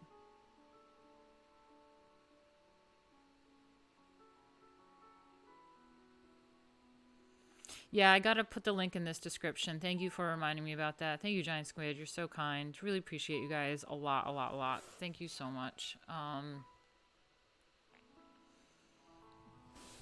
Yeah, I'll be putting it in the YouTube description. Oh God, my eyes are killing me. I fucking hate. I'm getting too old for contacts. I can't wear them anymore. That's why I always wear my glasses. Okay. Let's get back to this.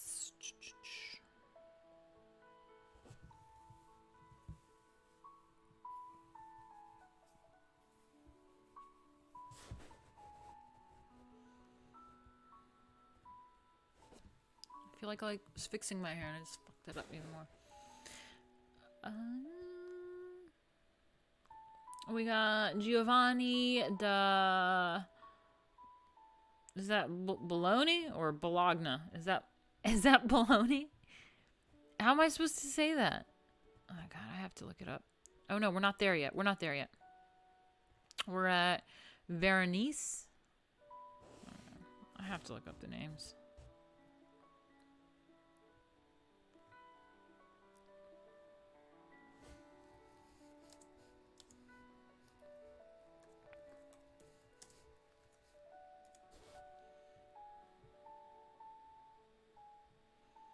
PronounceNames.com. PronounceNames.com. Veronese. Veronese. Okay, we got it. Veronese.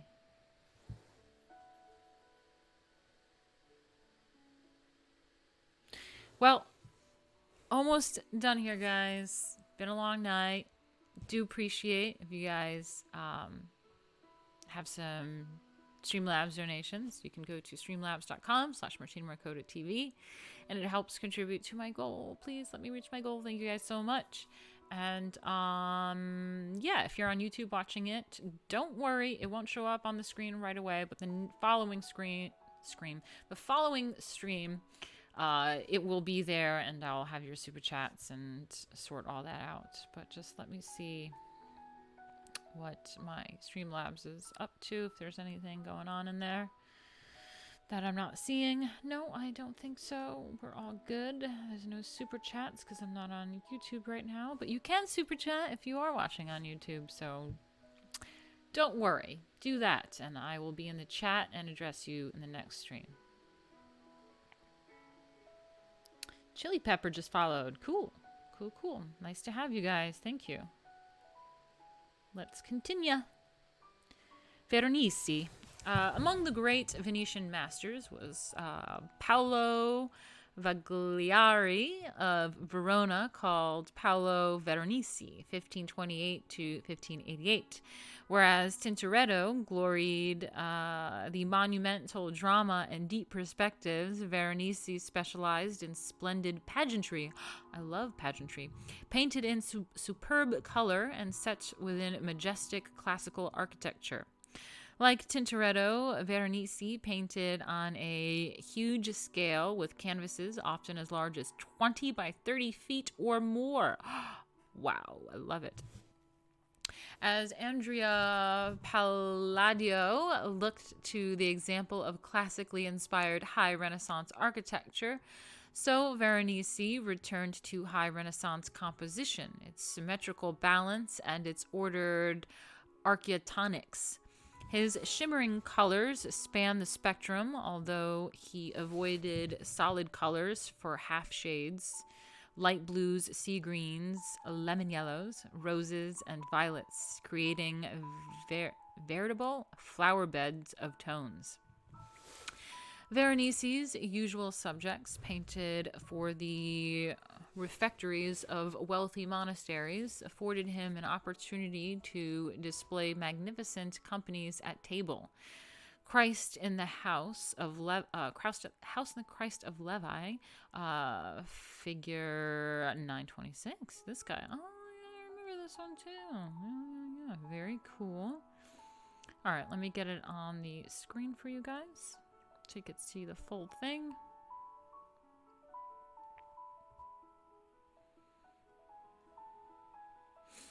There you go. And let's zoom in a little bit and check it out. We got a lot going on in the background. Love the figures in the next to the columns up there by the arches. And we got Deguan over here. Is that a Deguan's relative? The white one, the little midget guy. And then love the background. Got Jesus. We got like, are these like little black kids in here? We got like black guys in here. I didn't know there were black guys in the Last Supper.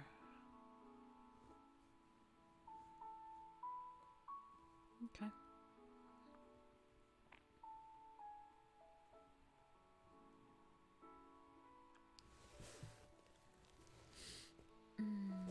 What is my favorite building type or artist related to building?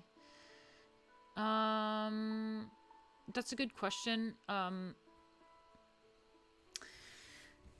Yeah, I mean, I like the classical architecture. I mean, I'm from New York, so I do love also the what is it? It's called the Beaux Arts. It's the fine art architecture. We have a lot of that, like in the buildings. It's a lot of that high.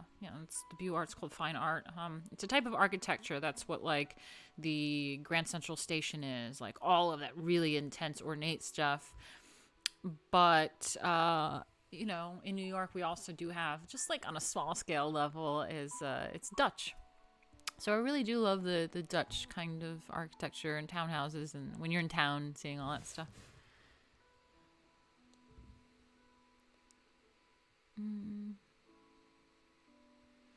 Yeah, that's true. It'd be cool to do movies on D Live. I feel like this is a bad angle. I kind of want to change the angle real quick. Fuck it. Don't care. Don't care about the angle. We was at the Last Supper and shit. That's right. That's right. Okay.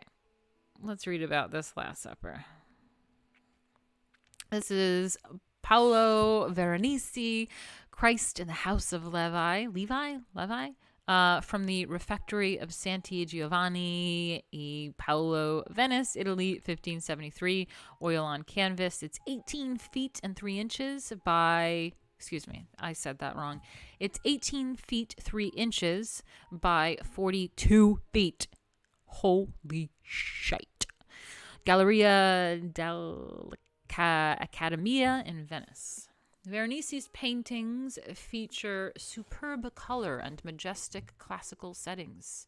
The Catholic Church accused him of impiety for including dogs and dwarfs near Christ in his work originally titled Last Supper. I knew there was a...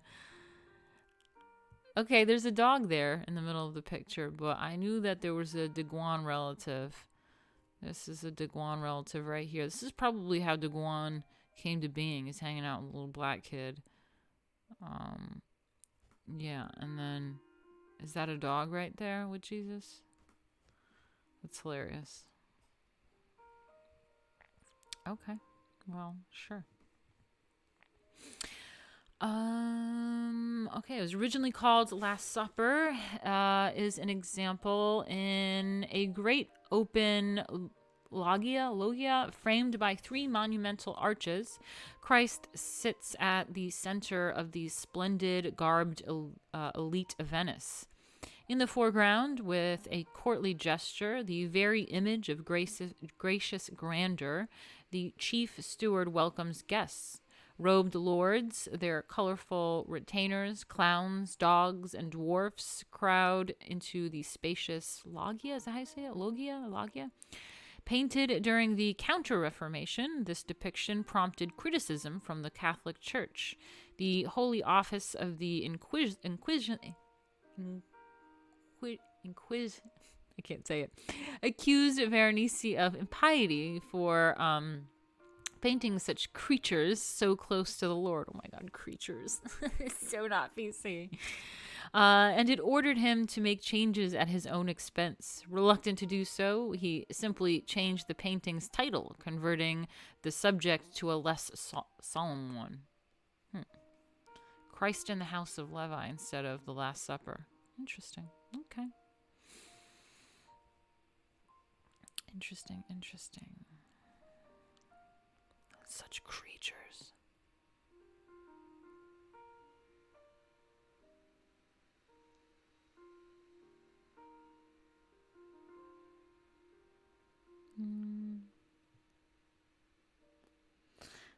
Odin says, I also love when architecture and art in general has minute details and intricate patterns. Keep showing us the cool details. Yes, we'll do. We was creatures and shit.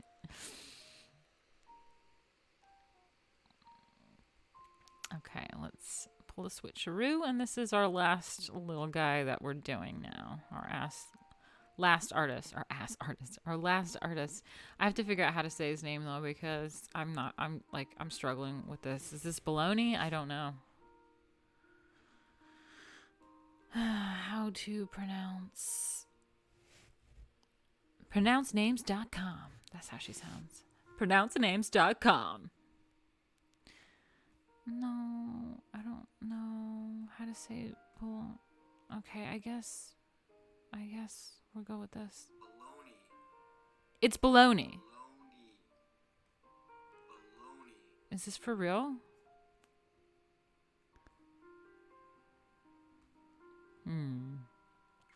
Giovanni da Bologna. That's what it is. I mean, I knew it was Italian. I mean, I get it.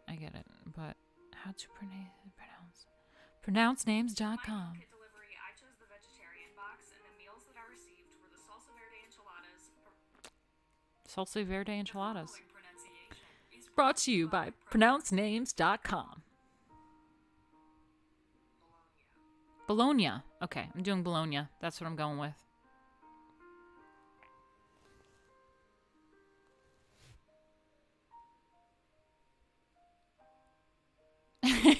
As artists, they exist, I'm sure.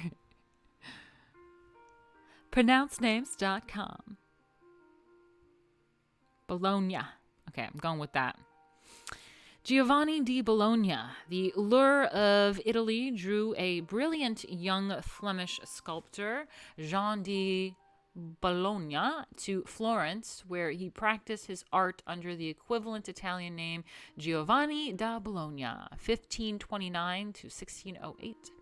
Giovanni's abduction of the Sabine women, shit, exemplifies Mannerist principles of figure composition in sculpture. Ooh, how fun. Let's look at Mannerism in sculpture, shall we? I can't get it out of my head now. I got pronouncenames.com. What accent is that? It's such a weird accent. Pronouncenames.com. It's like, it's not an accent, but it's like weird. I don't know. I can't put my finger on it. Anyway. So let's take a close up detailed look. Let's start at the bottom, shall we, actually? Ooh. Ass artist. So we have, oh fucking hell, what did I just do? Sorry. So let's just get an understanding of the scale of this. This is 1 foot down here. So this thing is, I think, pretty big. I'll read how big it is exactly. Okay, we got something going on here. I don't know if Venti approves of this. I think this is pornography, according to her. Yeah, we got some ass artists right here. That's a nice ass. Ooh, it's got a back. Got some back action. That hand is lovely. I love it.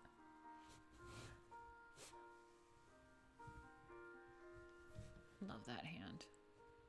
This guy's really horrified. She is terrified as well. You know, it's the abduction of the Sabine woman. Got some modest little titties going on. Ooh, the hair curls are really nice. That nose is awesome. Very structural nose. Love it. And again, the hand just reaching up. Lovely, lovely, lovely. Love hands. Lovely. Miss my long nails, though. Cool. Cool. Love it. Game show voice. Pronouncenames.com.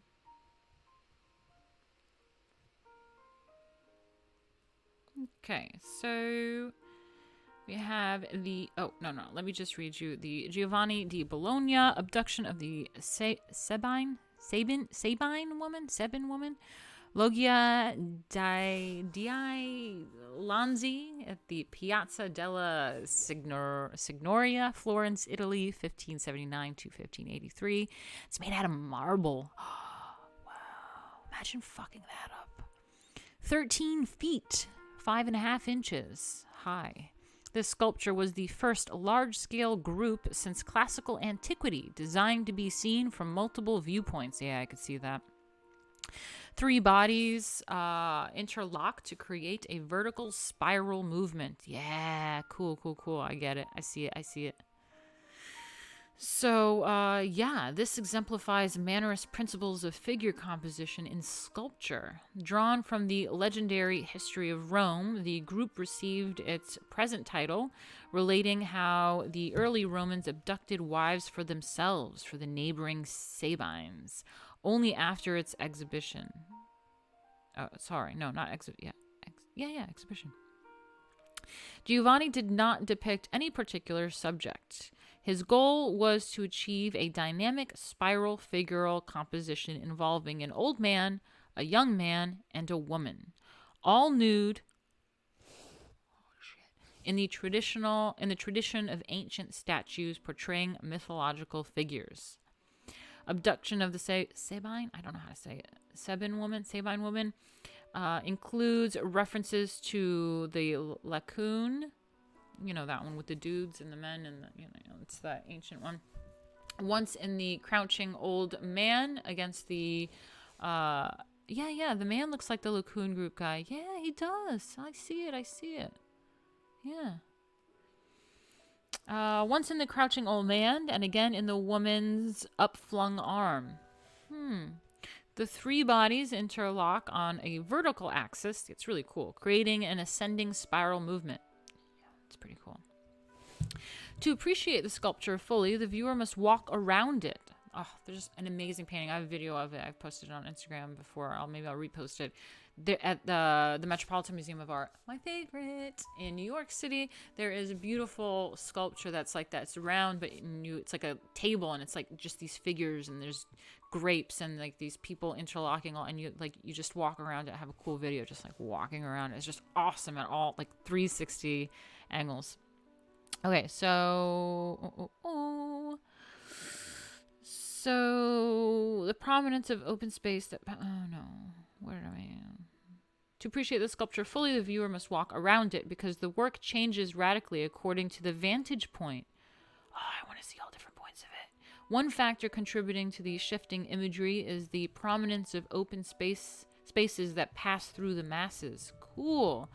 For example, the space between an arm and a body, giving the spaces an effect equal to that of solids. Giovanni's figures, however, do not break out of the spiral vortex of the composition, but remain as if contained within a cylinder. So cool. Nonetheless, this sculpture was the first large-scale group since classical antiquity designed to be seen from multiple viewpoints. Wow. Wow. Awesome. And with that, we are finished for today. We're going to end it there. Sorry for the long stream, guys. I hope you enjoyed it. If you are not a subscriber, this is the Bologna guy, the Giovanni da Bologna. He was a Flemish sculptor that went to Florence.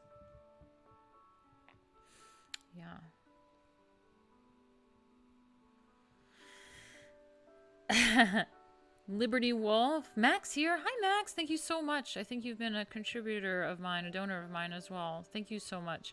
He says, that's a good one. Woman carried away. Sexy. Kidding, but really now. Haha.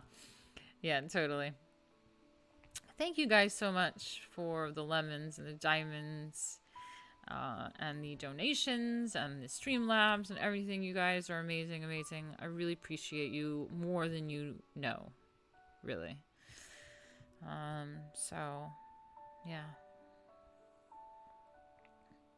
Oh, thank you, Liberty Wolf. Thanks, Max. Max McDonald in here. Oh, is that you, Giant Squid? No way. Love you guys. You guys are really good to me. I appreciate you guys more than you know. It's you too, Odin. Nice to see you, my Instagram buddy. Thank you. Sculptor over here. Builder? No, builder, not sculptor. Builder, I suppose. Oh man, you guys are amazing. I've been having a hard time and not doing so well, and it's really nice to see love and support and just genuine appreciation. We're all artists in here, or just more intellectual type people that really appreciate this kind of content, and you're always really supportive of me, and I really appreciate it. But on that note, I am going to go. I'm going. It's been 3.5 hours, so I'm out. Love you guys. Thank you. And I'll see you guys later. Probably Monday I'll stream, okay? So we'll get into the Holy Roman Empire and France and all sorts of stuff later. All right. Bye, guys. Thank you.